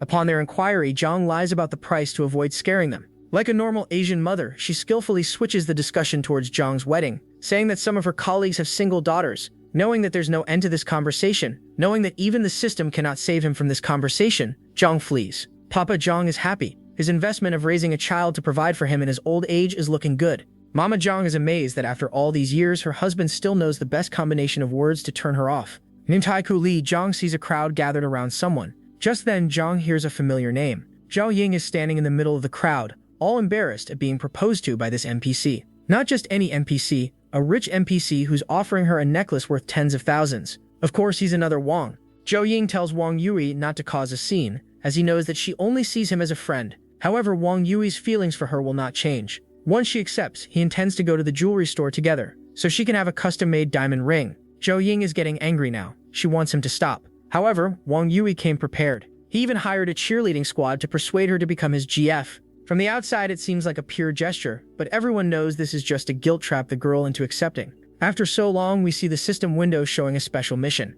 Zhang can be a spectator or help Zhou Ying. The rewards aren't even necessary at this point. Since the system is generously offering rewards, Zhang might as well rescue Zhou Ying. Meanwhile, she's standing there silently, trying to muster the courage to refuse. However, Wang Yuan makes another preemptive strike. He says that he'll consider her silence as a yes. Finally, Zhang intervenes with a small flower he just picked out, counter-offering Zhou Ying to be his girlfriend instead. The crowd wasn't expecting a love triangle, but now that they are here, why not enjoy it? Unfortunately, Zhang doesn't have much support since he only has a small flower against a necklace and an expensive bouquet. Wang Zheng looks down on Zhang, saying that he can't expect to bag a goddess with such a small offering. A portion of the crowd now feels bad for Zhang because he's too outmatched. To everyone's surprise, Zhou Ying accepts Zhang's flower. The crowd starts believing in love again. They start believing again that money is not everything when it comes to love. Zhang pulls her closer, but Wang Zheng tries again. He asks Zhou Ying to reconsider her decision, but Zhang tells him to pack his bags, bro. He can't compete with the author's favorite. He tells Wang Zhen to accept the rejection like a man. However, Wang Zhen claims that his broco can't afford Zhou Ying's happiness. On the other hand, he can bring back the golden days she was living before the tragedy. Zhang asks Zhou Ying if she likes the luxury cars and expensive jewelry that Wang Zhen is talking about. She confesses that she does, but it depends on the person giving all those to her. Zhang asks if he was the one on the giving side. Zhou Ying replies that she would obviously love them. This should be enough of an answer for Wang Yui, but he tries to bribe Zhang into leaving for a mere 100k. He even shows off his expensive car to Zhang to intimidate him into backing off. Just then, the shopkeeper approaches Zhang, informing him that he left one of the bags at his store. Zhang politely asks her to put it into his car. As he points to the car, everyone realizes that Zhang is much richer than this rejected guy. The people who just started believing in love realize that they were wrong. It is about money after all. They realize that they need to lock in. Now Zhang is mocking Wang Yui, asking what he thinks about his car. Wang Yui realizes that he should have controlled his emotions before becoming a joke in front of everyone. Zhang and Zhou Ying head off to a coffee shop, where she reveals that Wang Yuan is her mom's friend's son. She only sees him as a brother. She thanks him for rescuing her, and is happy to see that Zhang is just as playful as he used to be back in school. Zhang is happy to know that the goddess actually noticed him at school. Not only due to a strict family background, she couldn't hang out with anyone, but she always felt jealous of how Zhang and others would mess around together. She, on the other hand, was invisible. Zhang tells her that a girl that thick can never be invisible. Instead, she had the most presence among all the students. Zhao Ying claims that if that were true, people would have approached her, but Zhang shares that her queen-like aura made everyone think that they didn't deserve an interaction with this goddess. Nyorodashi asks why he didn't approach her. Zhang claims that he was too focused on studies. His relationship with Zhao Jai says otherwise. Zhang buries the topic, saying that they only talked a bit and ended up in a relationship, but honestly, they were far from being boyfriend and girlfriend. Zhang Ying's friendliness is at 78 as she states that she would love to hang out with Zhang's group if she could go back in time. Zhang wonders why her friendliness is not rising quickly like others. It must have something to do with being rich before. Expensive gifts are not rare for her, so she's definitely harder to win over than others. The system pops up with another quest, hinting that he should still buy gifts for her. As a reward, he'll get 5 shopping rebate cards. Zhang brings her to a jewelry store, saying that he needs to buy something for his mother. Zhou Ying is too focused on holding hands together that she doesn't realize Zhang brought her here to buy gifts for her, not his mom. He picks out the most expensive necklace and asks her if she likes it. She finally realizes and tries to refuse, but Zhang reminds her that she did say earlier that she would like anything he gives her. She doesn't think that their relationship has progressed to the point where they should exchange expensive gifts. However, Zhang states that she should think of it as nothing but a random gift between classmates. Now that the necklace is around Zhou Ying's neck, it does look pretty. Zhang buys a few more things, bringing the total bill to 1 million. The shopkeeper feels a bit jealous and wonders why the girl with him is trying so hard to refuse these gifts. Says not everyone is a gold digger. As a reward, the system pays Zhang 50 million cash back. After the shopping concludes, Zhang brings his date back to her apartment. Turns out she's living in this not too fancy, not too poor building. Everything else her father bought was mortgaged, so this is the only true property left to them. Everything else went to the juice. Zhang leaves, and Zhou Ying enters the apartment. Upon seeing all the gifts, her mom figures out that she must have accepted Wang Yui's proposal. However, she clarifies that Wang Yui is like a brother to him. Mama doesn't seem too happy as she thought Wang Yuan might help them with Zhou Ying's father's debt that he left to them before logging out from this world. Zhou Ying herself isn't too fond of Wang Yuan, but she doesn't want her daughter to face similar financial problems. Zhou Ying tries to comfort her mom, saying that she'll keep on taking jobs until the debts are paid off. However, they both know that part-time jobs cannot generate millions. She thinks Shou Chang should give Wang Yui a chance. He might actually change into a person worthy of her. Shou Chang refuses and tries to flee, but Mama grabs her hand, highlighting the expensive necklace she's wearing. She asks if this so-called classmate is the reason Zhou Chang declined Wang Yui. Zhou Chang claims that she and Zhang are only classmates. Mama doesn't buy that. Why would anyone buy such expensive gifts for no reason? Zhou Ying clarifies that he's too rich, so these expensive things are practically worthless to him. Finally, someone with a brain. Someone giving you a necklace from hard-earned money is much better than someone who receives 1 billion per spank from the author. Mama wonders if Zhou Ying prefers Zhang over Wang Yuan because he has more money. But Zhou Ying says that even if she started a relationship with Zhang, it wouldn't be for his money. Mama tells her not to think of money so lightly. A rich guy can fill her stomach with expensive cuisines, while a poor guy can only fill her stomach with his seeds. Zhou Ying doesn't want to continue this conversation, so she leaves. The next day, Zhang receives a call from Annie, the little Barbie he saved in Thailand. Zhang right away asks if Annie has ran away again. Turns out Annie is with her. Annie is calling him to invite him tomorrow to celebrate her birthday together. If one wingman isn't enough, another wingman appears. The system gives Zhang 2 options. If he does agree to play with Annie, he will receive affectionate eyes, a skill that would make women think that he's staring into their hearts, while he's simply staring at them balloons. It's no-brainer, so Zhang agrees. The next day, he meets up with Annie and Mommy. Annie wants Zhang to buy her a gift now. Angshin scolds her daughter for asking too much. Zhang's precious time should be enough. She apologizes to Zhang on Annie's behalf. This little girl may be the size of a chessboard pawn, but she has the brain of a grandmaster. She replies that the only reason she wants a gift from him is that she likes him. She likes him just like her mama likes him. Kevin De Bruyne level assist, and Sheen tries to play it off, but Annie reveals that mama often talks to grandpa about Zhang, and Sheen states that she was only informing her father about the Thailand event so he shouldn't get the wrong idea. Zhang says not to worry and proceeds to the shopping mall. Everyone is admiring this cute family as it clearly looks like Zhang is the father to Annie and husband to Anshin. This family picture is also being drawn in Anshin's mind, and she's low-key enjoying it. We don't need to know what Zhang is picturing in his mind, because what else but the physical acts of love. After buying the gift, Annie is tired, so she's sleeping in Zhang's arms. The date is about to end, so they start walking towards their cars. Just then, Papa Zhang sees his son walking with a pretty lady holding a little child. Papa is shocked and disappointed. He never expected to become a grandfather this soon. He always taught Zhang to place a goalkeeper before taking the shot. This freaky guy is standing in the middle of the street, thinking about how his son made a baby with that girl. Stop watching corn, Anik. He shifts his train of thought, and now he thinks that maybe Zhang is a victim of this girl. The child appears to be at least 2 years old, which means Zhang must have become a father at an illegal age. This girl must be a predator. However, something doesn't add up. Judging by her looks, anyone would love for her to prey on him. Just then, an accomplice of Zhang's father notices him and calls him out. Hearing his dad's name, Zhang turns around. His father reveals that he's here to discuss a project with some clients. Zhang shares that he's only here to entertain Lil Annie, so her mommy can entertain him later. He didn't actually say the second part, but we already know it. Anshin greets her future father-in-law, saying that she has heard a lot about him and will definitely visit them someday with Annie. Now Zhang's father is even more worried. The conversation clarified that Annie is not his granddaughter, but she definitely will become one if he doesn't save Zhang. The guy who approached Zhang's father earlier surprisingly asks if Mr. Zhang knows CEO An. He wasn't aware of this, but now that he knows, he can guarantee Daddy Zhang that the project will be given to him. Papa Zhang wonders just who that girl is. There's more than just curves to her. After an hour, Zhang arrives back at home with his father giving sus looks. His mother immediately asks if she should introduce him to the daughters of her co-workers that she was talking about earlier. Zhang tells her that no one goes on blind dates in this era. Immediately, she switches the question to the main topic. Is Zhang already seeing someone? Zhang says that it's a complicated topic and he would rather not discuss it right now. His father immediately calls him out on this comment since he already witnessed the curvy complications earlier today. Zhang asks if Anshin having a daughter is an issue for him, so he states that being open-minded is not wrong, but he doesn't want him to go down the path that he may regret in the future. Right now, he might only be thinking about satisfying Lil Zhang, but what about after Lil Zhang is satisfied? Also, she seems wealthy. He makes sure Zhang is not thinking of her as a sugar mommy, but Zhang tells him that he's overusing his near-expired brain. Seeing that this is turning into a big understanding, Zhang shares everything about his trip to Thailand. Now his parents finally understand the whole scenario and apologize for ganging up on him. Zhang heads back to his room and checks his social media. Turns out everyone is talking about the Linru and Suwon controversy.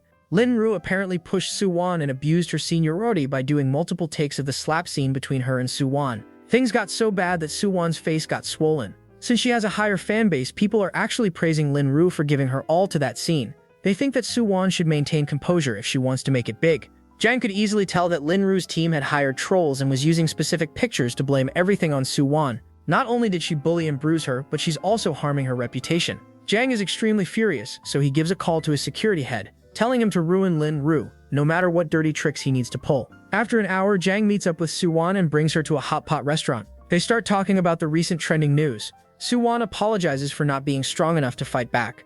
She's clearly disturbed, so Zhang tells her that anyone who hits her should be hit back. Suwon is already aware that Zhang is making moves from the shadows. Even Zhao Xiao is leading a social media team to defend Su Wan. Zhang wonders why she's still playing these minor roles when she's already signed with his company. Turns out the filming of this drama had already neared its end, so she decided to finish it first. Just then, Zhang's phone rings and it's his security team, informing him that they have already collected evidence against Lin Ru's bullying behavior and started a campaign against her. Zhang replies that he wants to completely destroy her, so they should offer a heavy reward for anyone who brings more dirt on Lin Ru. He then grabs the bottle from Su Wan, asking her to stop drinking already. She insists that she wants to drink away all her troubles. 2 hours later, Zhang carries the drunk diva to a hotel room. He puts her to bed and is about to leave when Su Wan, in her most vulnerable state, grabs his arm and asks him to stay. Stop suffocating our brother under those melons. Well, Zhang isn't protesting though. Zhang definitely wants to go all the way. He has been looking forward to it since the first day. However, if he does it right now, it would be like taking advantage of her. He wants to take it slow and steady. Zhang pushes her back on the bed while trying to leave, but Su Wan keeps knocking on Lil Zhang's door to wake him up and bring him out. Zhang takes another look at Su Wan and folds. He's a man of focus, commitment, and sheer will. But right now, he can't help using all those attributes to lay carnage to this battleground. He decides to worry about the future and leans in to kiss Su Wan. The 1v1 battle begins, and Zhang is launching multiple attacks at once using his hands, mouth, and even a bit of Lil Zhang. However, Su Wan stops him. She's drunk enough to fool around a bit, but not drunk enough to go all the way. Zhang immediately gets back to his senses and pretends to be drunk as well. Su Wan is pushing him away, but she's fully aware that she was the one who lost control first. But if she agrees to it, the Council of Women will cancel her. Zhang suggests they should just go to sleep. Su Wan asks him to go ahead while she heads to the bathroom, where she relives what just happened. She has never had such close contact with anyone before. For now, the 1v1 battle has been postponed and a truce has been made.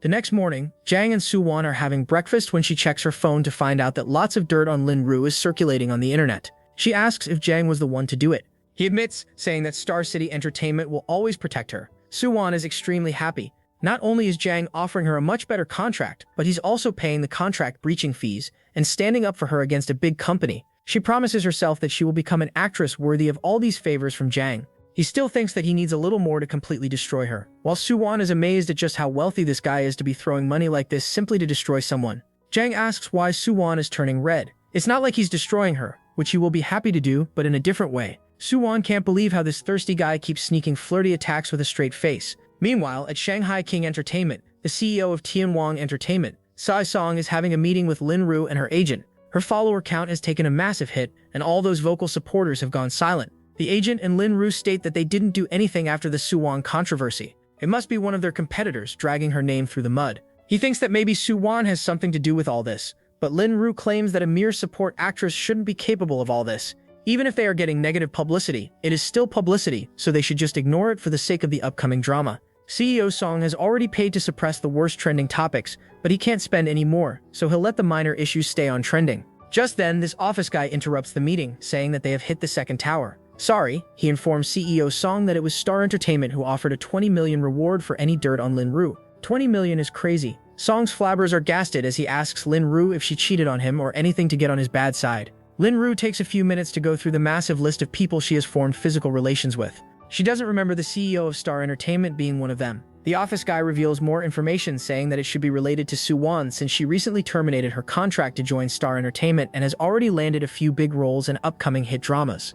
Lin Ru tries using her tears to gain sympathy, saying that she wasn't aware of Su Wan switching companies. She only took a small revenge on her for making her lose face in public. She had no idea things would get this serious. CEO Song's hands are tied. He can't let Lin Ru become a flop actress before her contract ends. Breaking the contract alone will cost him hundreds of millions. He decides to put on a counteroffer to pay 25 million to shush anyone who can harm them. Song is furious with Lin Ru and informs her that her foolishness has cost them 25 million. There won't be next time. Lin Ru bows down to thank him while giving us a show of the back door that has allowed many men to enter in the past. Zhang Tel calls Zhang and informs him about the 25 million offer made by Tianwang Entertainment to protect Lin Ru. It's hard to think of this as a problem when the newsbreaker is so pretty. Hi lol, just then the system gives Zhang the task to fight Tiancheng Entertainment. All the expenses will be paid by the system. Zhang tells Zhao Xiao to raise the budget to 100 million and handle the rest. In the off chance that they still make a counteroffer, just raise the reward again. Zhang Zhao is shocked. Even Su Wan, who's having breakfast with Zhang and listening into this conversation, is shocked. The blonde baddie reminds Zhang that they need money for their newly established company. They shouldn't be so reckless with the funds, but Zhang thinks that this offer will only show the market that this newly established company shouldn't be taken lightly. This 100 million will definitely be a stepping stone for them, helping them establish big connections. Also, the larger the amount, the more eyebrows it will raise. Jang wants everyone in the industry to remember the name of his company, Xingchen Nasuo Entertainment, and the name of the CEO, Jang Cheng. It makes sense now, so Zhao Zhao gets to it right away, feeling a bit jealous that Jang is spending 100 million for Suwon. Girl, you recently had a Lambo delivered to you. Later that same day, a 100 million offer took over the internet. Even Qin Fen sees the offer and wonders who the big spender behind this company is. He reads that the CEO is a young guy named Jang Cheng. The red dude remembers this name, so he reminds Qin Fen that Jang is the guy they met at the auction and then at their showroom. They couldn't meet up again since Qin Fen had to go abroad. From what they remember, Jang Cheng is surely the guy who would offer 100 million like it's nothing. Qin Fen also heard about how Jang took down the Wang family and is now destroying Lin Ru. He's not just rich, but ruthless as well. Clearly the type of guy they should have good relations with. He asks if one of the girls Lin Ru bullied is his GF, but Red Hair Kun reveals that they are not. Jang has piqued Qin Fen's interest, so he decides to invite him to hang out soon. Jang Entertainment is having a late-night meeting with all the shareholders and the board of directors. Even the offer of 25 million was too hard to fulfill. But the shareholders are now backing off, saying that they are not paying this much just to save a girl. The alternative way is having Lin Ru pay the breach of contract fee through brand sponsorships and lots of commercials. If the debt still isn't cleared, they will send her to Japan to shoot for live adaptations of Eki manga. Lin Ru cries and protests, saying that she doesn't want to become that kind of actress. She promises to kneel down and beg the CEO of Xingchen for forgiveness. She'll bend down or bend any way he wants. However, CEO Song knows that someone offering 100 million won't let her go with just an apology. Still, they would prefer to negotiate directly with Jang Cheng. The next day, the Jang family is hanging out and celebrating Jang's father landing a big amusement park project. It was thanks to An Shin, but now they will be millionaires. Just then, the car lady arrives and greets Jang. Papa Jang isn't happy to see her greeting Jang first, when clearly he's the future millionaire. Jang clears the misunderstanding, saying that since he will be at school by the time Papa Jang's birthday arrives, he wants to give a surprise gift. The car showroom team then reveals the sports sedan, and Papa Jang is as delighted as the time he first popped Mama Jang. Jang wanted to buy something flashy but settled for this since it felt more suitable for him. Jang can't tell him that his son is already driving a Porsche 918 yet, because they only know about one investment. That reminds him that he still needs to transport his cars to Amanyanghyun, as the school will start soon. The salesgirl Batty then takes a family photo and leaves the car to its new owners. Bluff. Just then, Jang receives a message from Zhou Ying that she's heading back to Shanghai tomorrow due to work. Her original plan was to stay here a bit more, but the meal she owes him will have to wait until he arrives in Shanghai. Jang immediately informs his parents that he's heading back tomorrow. Asian parents are usually strict, but not when their son gifts them an expensive car. Daddy wanted to have Jang stay a few more days, but the man of the house, Mama Jang, has given permission, so Dad couldn't say anything. It's been years since he has fully submitted to his wife. He suffers every day, but you will still see him smiling. He doesn't want to be rescued. He's exactly where he wants to be. The next day at the security checkpoint, the goddess is surprised by Jang behind her. He reveals that he wants to travel with her again. Her friendship value has reached 88, so Jang is only 2 points behind bagging this baddie. She asks if it's another vacation, but Jang claims he needs to go down there for work, but his real intention is to go down on her. But finally, he wonders if she's ready for that one weird card yet. Jang keeps flirting with her until the plane is about to fly. He sees Jang nervously holding the seat handles. Turns out she still occasionally feels uneasy when the plane is taking off. All the more reason for Jang to tightly grab her. The way she looks at him and thanks him for the help makes Jang lose control. Can't blame him really. He gives Jang a surprise kiss and is surprised more than her when she actually leans in and kisses back. The intensity of the kiss even made this air hostess weak in her knees. Jang Chell pushes him away after literally sucking out all the flirty remarks he was ready to make. She reminds him that they are in a public place, so Jang replies that it was just a light show of affection. She's too flushed to talk to him right now, so she takes a nap on his shoulder. 2 hours later, they arrive at Shanghai Airport, where Jang asks her to get inside the car so he can drop her off. Jang Yi refuses, saying that the detour will cost him an hour to reach Amanyanghyun. Plus, she still feels that they haven't gotten to that point in their relationship. She takes a taxi, and Jang realizes that he should slow down a bit with her. Back at the hotel, Jang feels that Yuian is acting a bit distant when they have only been away for a few days. Turns out Yui got 100k from him before he left, and she did try to contact him a few times over the past couple of days, but she didn't hear anything back from him. She got really nervous, thinking that this playboy had abandoned her. She knows what kind of man he is more than anyone else, but she can't help being attracted to him. Jang asks her to rub his back as he gets into the bath. Yui decides that she wants a defenseless, all-out battle this time, so she gets rid of all the armor and jumps into the battle. Yui steps out of the bath with unsteady footing. The battle has exhausted her to the point where she can't even walk without using the wall as support. Unfortunately, the enemies haven't backed down yet. Seeing that Yui is still breathing, the enemy sneaks behind and pulls the only item left in her possession, the towel. The enemy grabs her to a secluded place perfect for a 1v1 and begins action right away. Yui ends up battling the enemy the entire night. The next day, she wakes up at 1 p.m., realizing that she's too late to clock in. The staff will definitely be pointing fingers at her. Jang reminds her that she was only prioritizing the company's policy to satisfy the clients. He thinks that it's still too early for the battle to end. He pulls her onto the bed once again and begins another round before they head out. Yui asks if he wants her to be his girlfriend, as he's not letting her leave his side. Being a scumbag, Jang replies that she can be his girlfriend if she wants to be, or she can leave if she wants to. He has made his wish known to her already. She knows he's only interested in sparring with her every now and then, but she wishes he would find a place in his heart for her. She knows she's just one of the many sparring partners he has. However, Jang says that she already has a place in his heart, otherwise he won't even be hugging her right now. Yui feels better after this answer and asks for a favor. She has already fallen for him, so she doesn't like seeing him with other sparring partners. She wants him not to call her in the room when he's battling with someone else. Jang agrees and focuses on the current battle he's about to commence. Unfortunately, he receives a call that his car is here and they need him to sign the documents to unload the car. Jang comes downstairs and signs the documents. Seeing a Porsche 918 getting unloaded gathers a crowd as everyone tries to take a few pictures. Just then, the CEO of this hotel drives in and notices the blocked entrance. The employee states that it will only take another minute, but Wang Mingyang is angry because it shouldn't have been blocked in the first place. He leaves the car to see who's causing all the commotion. The employee doesn't know what he did wrong, as it was the CEO's orders to prioritize Jang's convenience. The employee tries to ask Jang to please hurry, but before he could, Mingyang finally realizes that Jang's car is the one causing all this. He stops the employee and says that nothing's wrong. He just wanted to ask Jang if everything is up to his expectations. Jang claims that it is, but he needs a favor. He wants a special Modu license plate and wonders if Mingyang knows any sellers. Mingyang does remember one of his good clients buying a license plate in an auction that happened here. He promises to let Jang know if she's willing to sell. An hour later, Jang receives a call from him, saying that the meeting is set. Jang arrives at the destination, followed by another goddess making an entrance this late in the story. Her name is Chen Shuer, age 26, and a jackpot for Jang, as she has 0 privacy count. However, he realizes that there's a bigger issue to undress. Why is this girl, whom Jang has never met before, have 120 loyalty? No romantic feelings, yet absolute loyalty. Before Mingyang could introduce them, Chen Shuer herself approaches Jang and asks what brings him here. Turns out she's the manager assigned to Jang's Star River investment company by the system. The system be assisting 10 by 10 baddies like Prime Iniesta. Chen Shuer isn't happy that her beloved boss forgot about her. However, Jang claims that she's managing the company so well that he hardly needs to meddle in. He shows his appreciation by a clap of his hand on her cheek. Mingyang thinks that he has seen something he shouldn't have seen. Chen Shuer is a famous ice queen. Being a topper graduate at one of the most respectable universities, Chen Shuer started her career at 19 as a genius in the investment world. Many companies tried to bring her in, but none of them managed until Start River Investment Company. Mingyang is shocked that even a genius baddie like Chen Shuer gets ignored by Jang. Just how big a deal is this guy? That will the three enjoy the lunch? Chen Shuer thanks Mingyang for arranging a meeting with her big boss.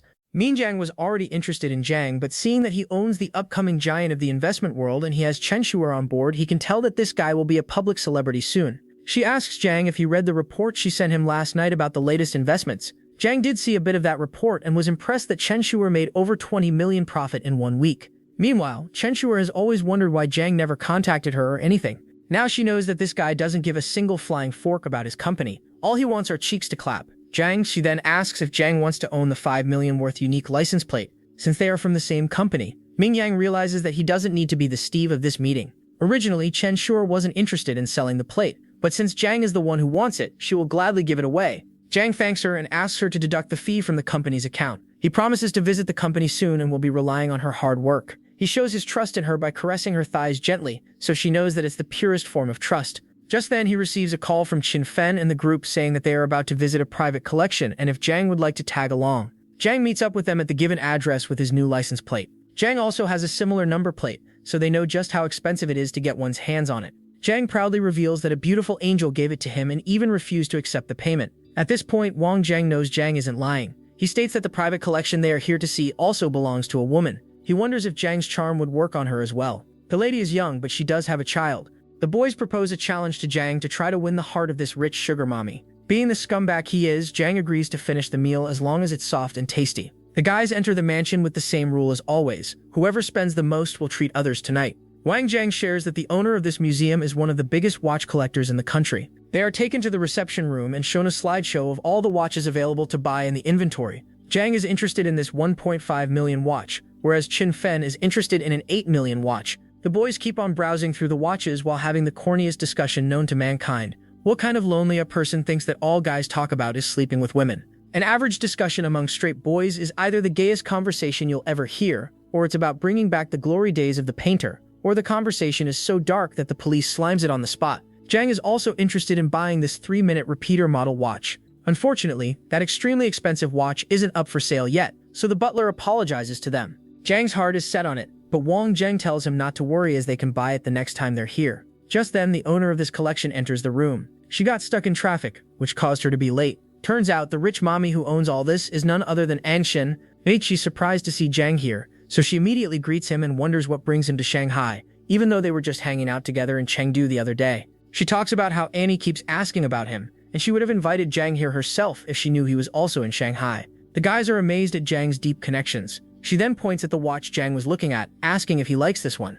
Jang says that he does, but it isn't up for sale, so he will gladly look at other available options. Anaoshin reminds him that she didn't ask about him buying it or not. She just asked if he liked it. She immediately orders the butler to pack this watch and hand it over to Mr. Jang. The boys are gobsmacked into another dimension at seeing a watch worth more than 10 million being given away for free. Wang Zheng feels embarrassed that they always have to agree to a set of conditions before buying, but in Zhang's case, she's giving away a model that isn't up for sale free of cost. She clarifies that if Zhang asks, she will give him anything. Or to be more specific, she will give her everything to Zhang if he just asks. Zhang tells Anshin that he will only accept the watch if she lets him pay the market value of that watch. Anshin wants him to drop these formalities. She thinks that their relationship is closer than this, but she knows that forcing her wish on him would do no good. She then suggests showing the exclusive collection that she doesn't let any outsiders see. The other guys also want to have a look, so they ask if they can join too. And Zhang allows without taking any offense. This just shows how highly she regards Zhang. They are taken to what almost looks like a bank's secure vault. A whole team of bodyguards is following them as per the procedure. They finally enter the room where every watch is a one-of-one limited edition. It's scary to even see all these exclusive models all together in one place. She even has the Rolex that James Bond wore, and the one that Arnold Schwarzenegger Negar wore in Terminator 3. And Shine asks Zhang if he likes any of these. Matter of fact, he loved every watch in this room. However, he's not going to take something precious to her, so he sticks to his original choice. With all these people around, Ansin won't be able to force him into accepting the gift, so she decides to back off for today and wait for his birthday or any other special occasion. Half an hour later, the boys are back in the reception room, where they inquire about Zhang's relationship with Ansin, who is not in the room right now. Zhang reveals that it's only his third time meeting her. This only surprises them more as she has taken way too much liking to him for 3 meetups. Zhang reveals that it's because her daughter Annie likes him. Wang Zheng makes a joke that makes him very much worthy of having his name in the files. Zhang Xin is back in the room with the watch Zhang liked. She bought it for 18 million in 2016, and right now the price is at 30 million. Since Zhang won't agree to pay less and she won't agree to accept full payment, she suggests meeting halfway at 24 million. Zhang requests her to put it on his wrist herself. Zhang compliments her for doing just right. She did it exactly how he likes, not too tight, not too loose. The other guys realize that they are only third wheeling at this point, as it looks like they would engage in a fierce battle right away if these three weren't present here. Zhang transfers the money and the guys take their leave. Since Zhang spent the most, he will be the one paying for dinner tonight. Normally, it's always Qin Fen paying for it. Zhang leaves it up to the guys to pick a place while he thinks about the 4 rebate cards he still has in his inventory. Qin Fen suggests going to the newly opened bathhouse owned by his friend. Suddenly, all the guys feel like taking a bath and having a neuro massage. They arrive at the bathhouse where this guy brings out the best masseuses they can offer. Since it's Zhang's first time hanging out with them, Qin Fen lets him choose first. Every girl is a 10 by 10 baddie. Every girl has a single-digit privacy count. However, Zhang notices that Jiang Meng has 0 privacy count, so he obviously chooses her. The other boys each choose one and decide to eat first so they can all enter the battlefield with full HP bars. The guys are all enjoying the food while the desserts are sitting next to them. Having 0 privacy means Jiang Meng is a bit more reserved than the other girls. Just then, Zhang receives a call from Yui asking if he's back in town. Zhang tells her that he'll be a bit busy tonight, but he'll definitely play a game of tennis with her tomorrow. The guy asks if it was Zhang's girlfriend, but before he could reply, he receives another call from Shou. She asks why his phone was busy just now, so Zhang replies that it was a business call. She asks when he can spare some time for their usual workout session, so Zhang tells her to warm up and be prepared tomorrow morning. At this point, the boys are just betting on how many more games he will fit inside tomorrow's schedule. James switches his phone to silent so no one else disturbs his guy's night out anymore. The guys are already looking up to him, thinking that he's the epitome of scumbag. A man whore no one can compare to. A guy who can make his own files. Qin Fen asks Jane to take things a bit easier. He's only 18 and playing 3 matches in less than 24 hours can result in an ACL tear. He doesn't want Jane to end his career so soon. Qin Fen is the best person in the room for this advice. Why? Because he's a veteran scumbag. He's the most consistent scumbag. After reaching the peak of corny loser conversation, Qin Fen shifts the topic to Lin Ru, wondering how she managed to cheat on him. Jane doesn't know what he's talking about because he has never met Lin Ru. Just the thought of him spending 100 million to ruin someone he never met, for someone who's not even his girlfriend, is diabolical. 20 minutes later, Sha Meng and Jane enter the shower cabin so Jane can finally enjoy the desert. Sha Meng is nervous. The only knowledge she has about this stuff is from a few movies she watched. She reveals that her reason for joining this place is to work hard to get money for her grandma's medical expenses. Jane shut her up with a kiss and starts making her work hard for the money. The next morning, Sha Meng wakes up and finds Jane already gone. He did leave a note for her saying that the card beside it has a 100K that should cover her grandma's medical expenses. He could have helped her without smashing all night, but neither is he that kind of person, nor is this that type of story. At least she won't have to work here anymore. Meanwhile, Jane is already at the office to meet with Zhou Zhou. On the way to the elevator, he runs into Su Wan, who waits to greet him until they are in the elevator. She's making sure to avoid all types of conspiracies so she doesn't bother Jane with an issue like Lin Ru again. Jane is happy to see that Su Wan is already popular enough to have paparazzi on her back. She gives all the credit for this popularity to Jane and his company. She's happy that she got to see him thanks to Xiao Xiao, but Jane tells her to feel free to contact him whenever she misses him.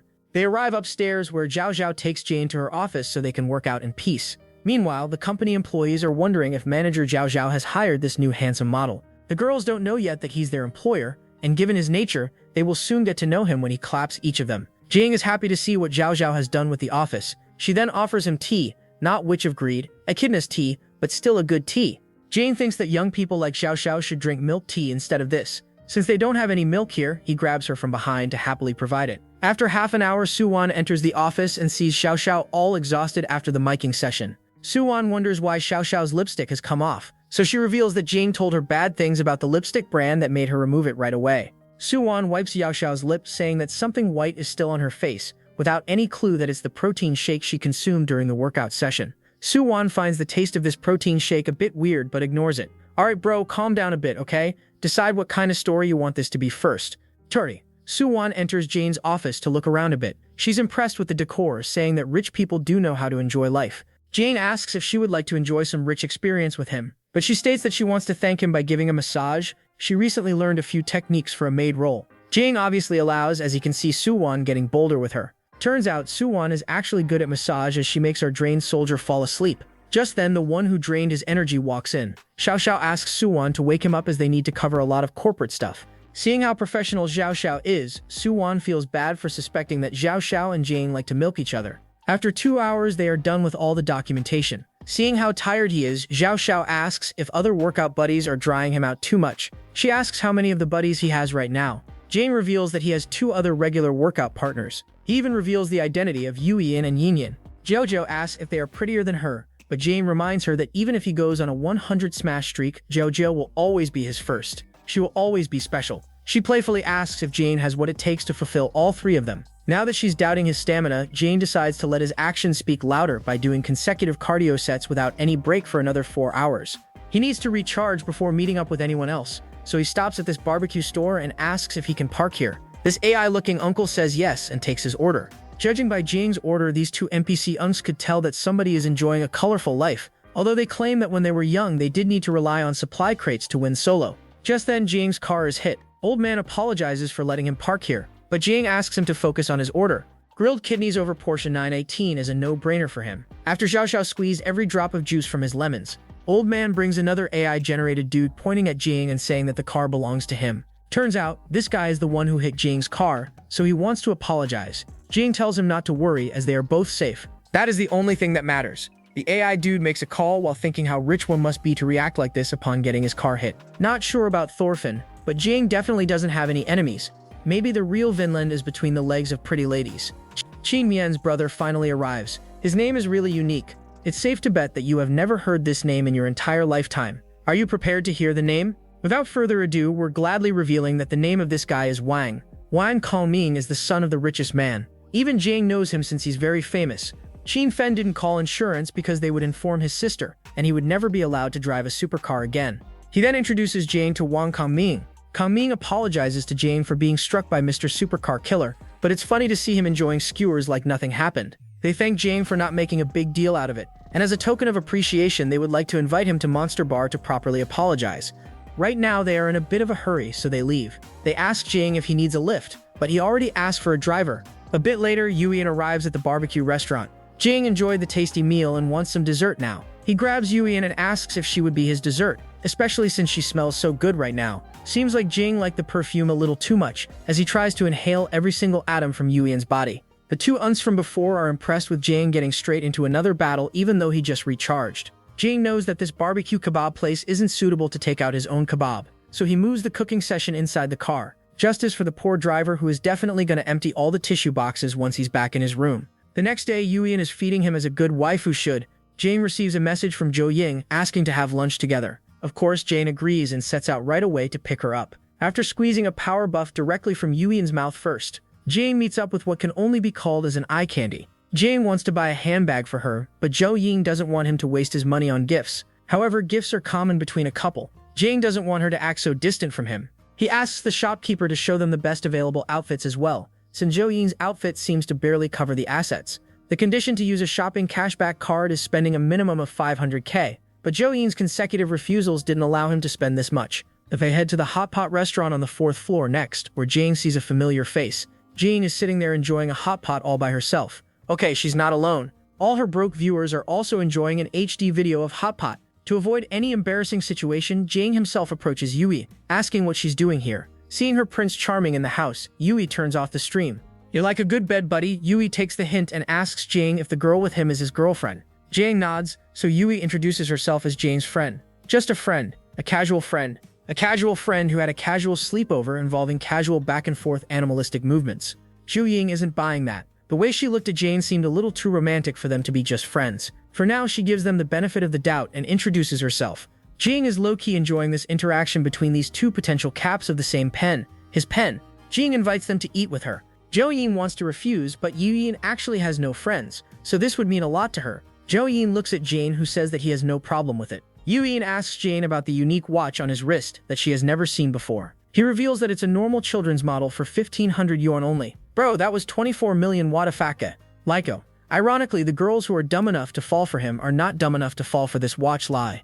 Ying feels embarrassed because she almost believed him. For some reason, she's treating Jo Ying like her baby doll by trying to feed her. Of course, she's not being nice without any ulterior motive. She then inquires Jo Ying about how she and Jang met. She reveals that they went to the same high school. She can't do anything about it, but what she can do is try to get back at the guy in front of him for embarrassing her. She slides her feet up Jang's leg until she enters the dangerous territory. Little does she know, Jang, being a man, has been playing a scenario like this in his head ever since he hit puberty. He's not gonna lose. He grabs her foot and turns the tables around on her with some gentle tickle torture. Now, poor Yui is regretting playing this game. She's continuously talking to Jo Yui while making sure not to let out a dangerous soft moan. Seeing that she's holding up really nicely, Jane turns up the intensity. Jane couldn't help but scream. She tries to cover up by saying that something funny popped into her mind. Meanwhile, Jane is not backing down. He keeps tickling her foot, and at this point, Jane's eyes are all teared up. She gives Jane a helpless look with her eyes begging for forgiveness. He finally decides to let her off the hook for now. He heads off to the restroom.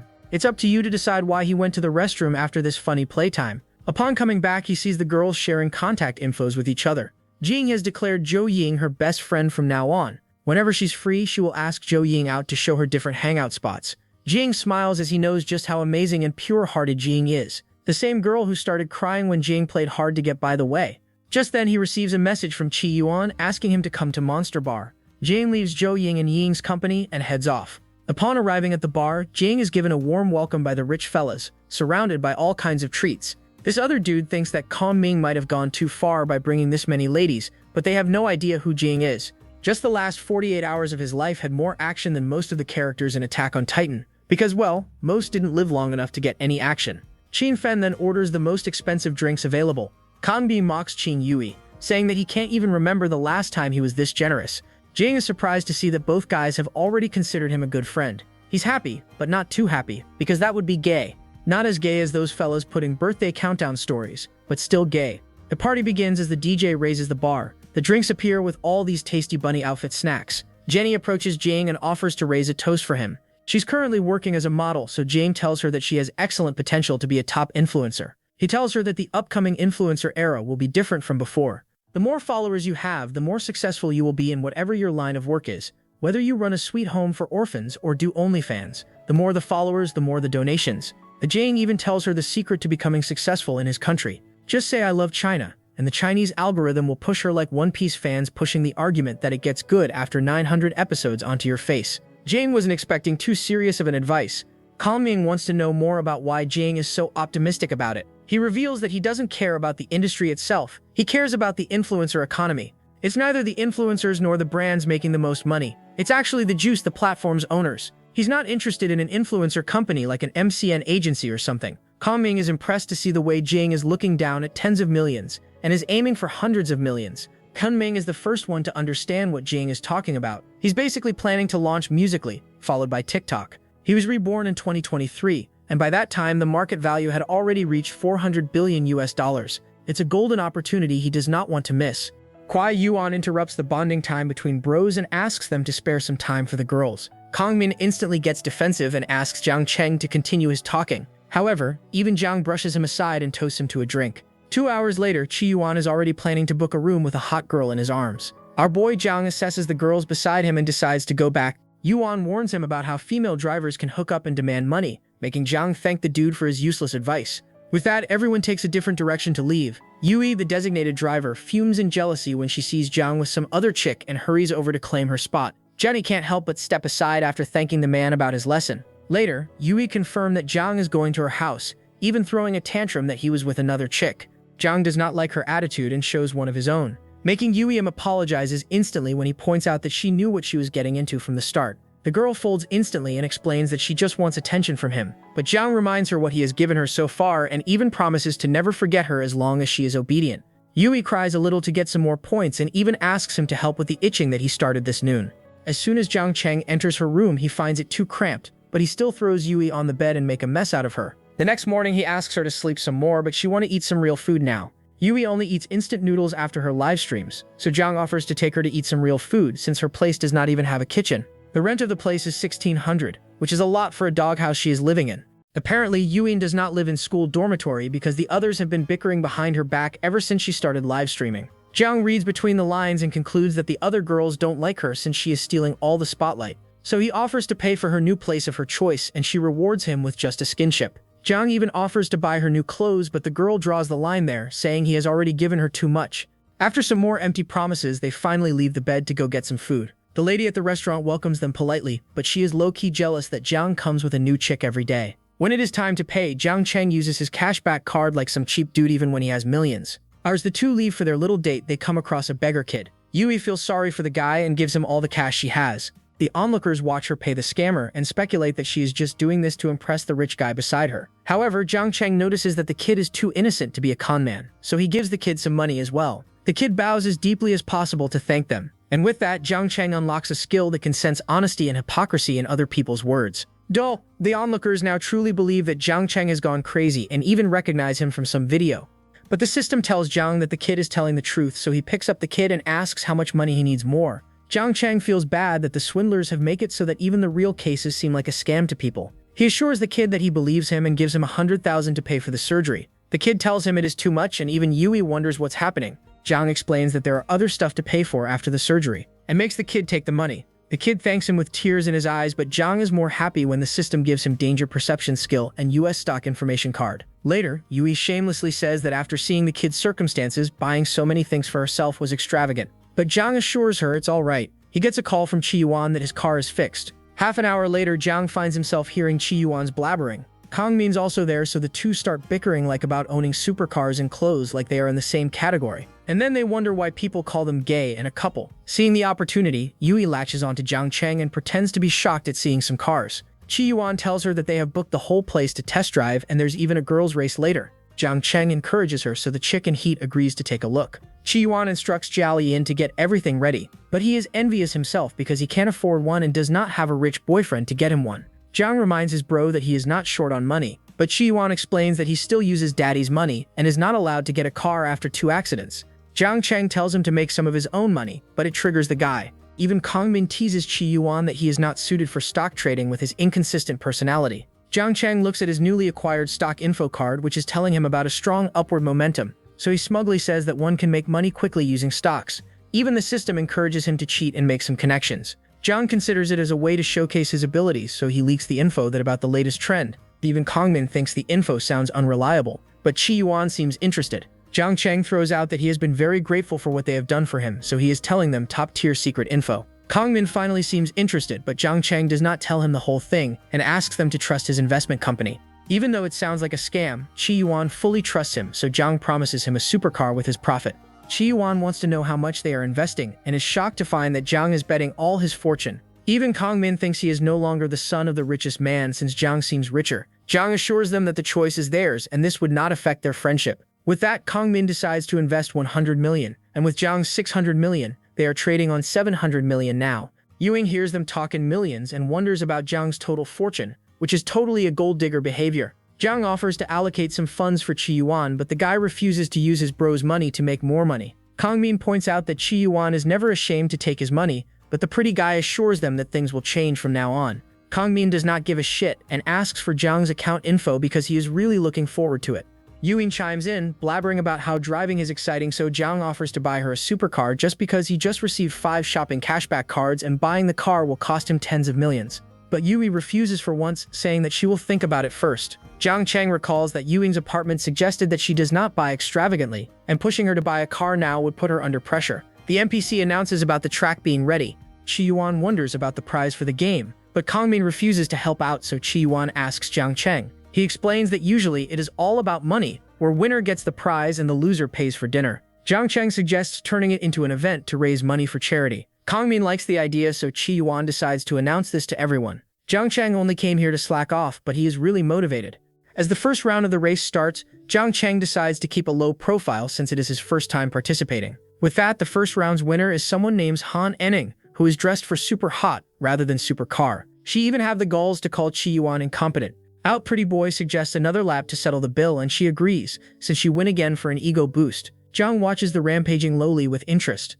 When the race starts, Anning gets annoyed that someone got ahead of her and fights tooth and nail for that bit of validation. But it only makes the other driver to show such skills that the audience becomes his fan in an instant. And just like that, Jiang Cheng wins the race, accepting praises from everyone around him, which is nothing new. As soon as he takes off his helmet, Anning jumps in to be his friend. Our boy is impressed that her hands are that smooth even after driving like that. On the other hand, Anning is melting just from having her hands touched, so she asks for his contact info.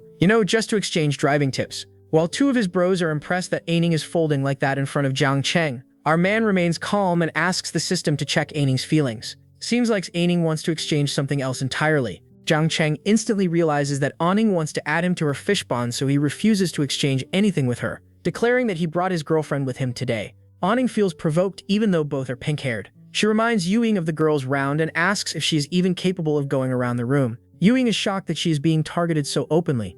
With that, we have reached the end of the currently aired chapters. Sorry if we went a little too hard on the author, but the story he wrote is so dumb that it's kind of a genius move. He knows that the story should either have a good plot or have characters like Xiao Xiao, Yin Ying, Zhou Yang, and Yu Yan with huge plots to keep the audience engaged.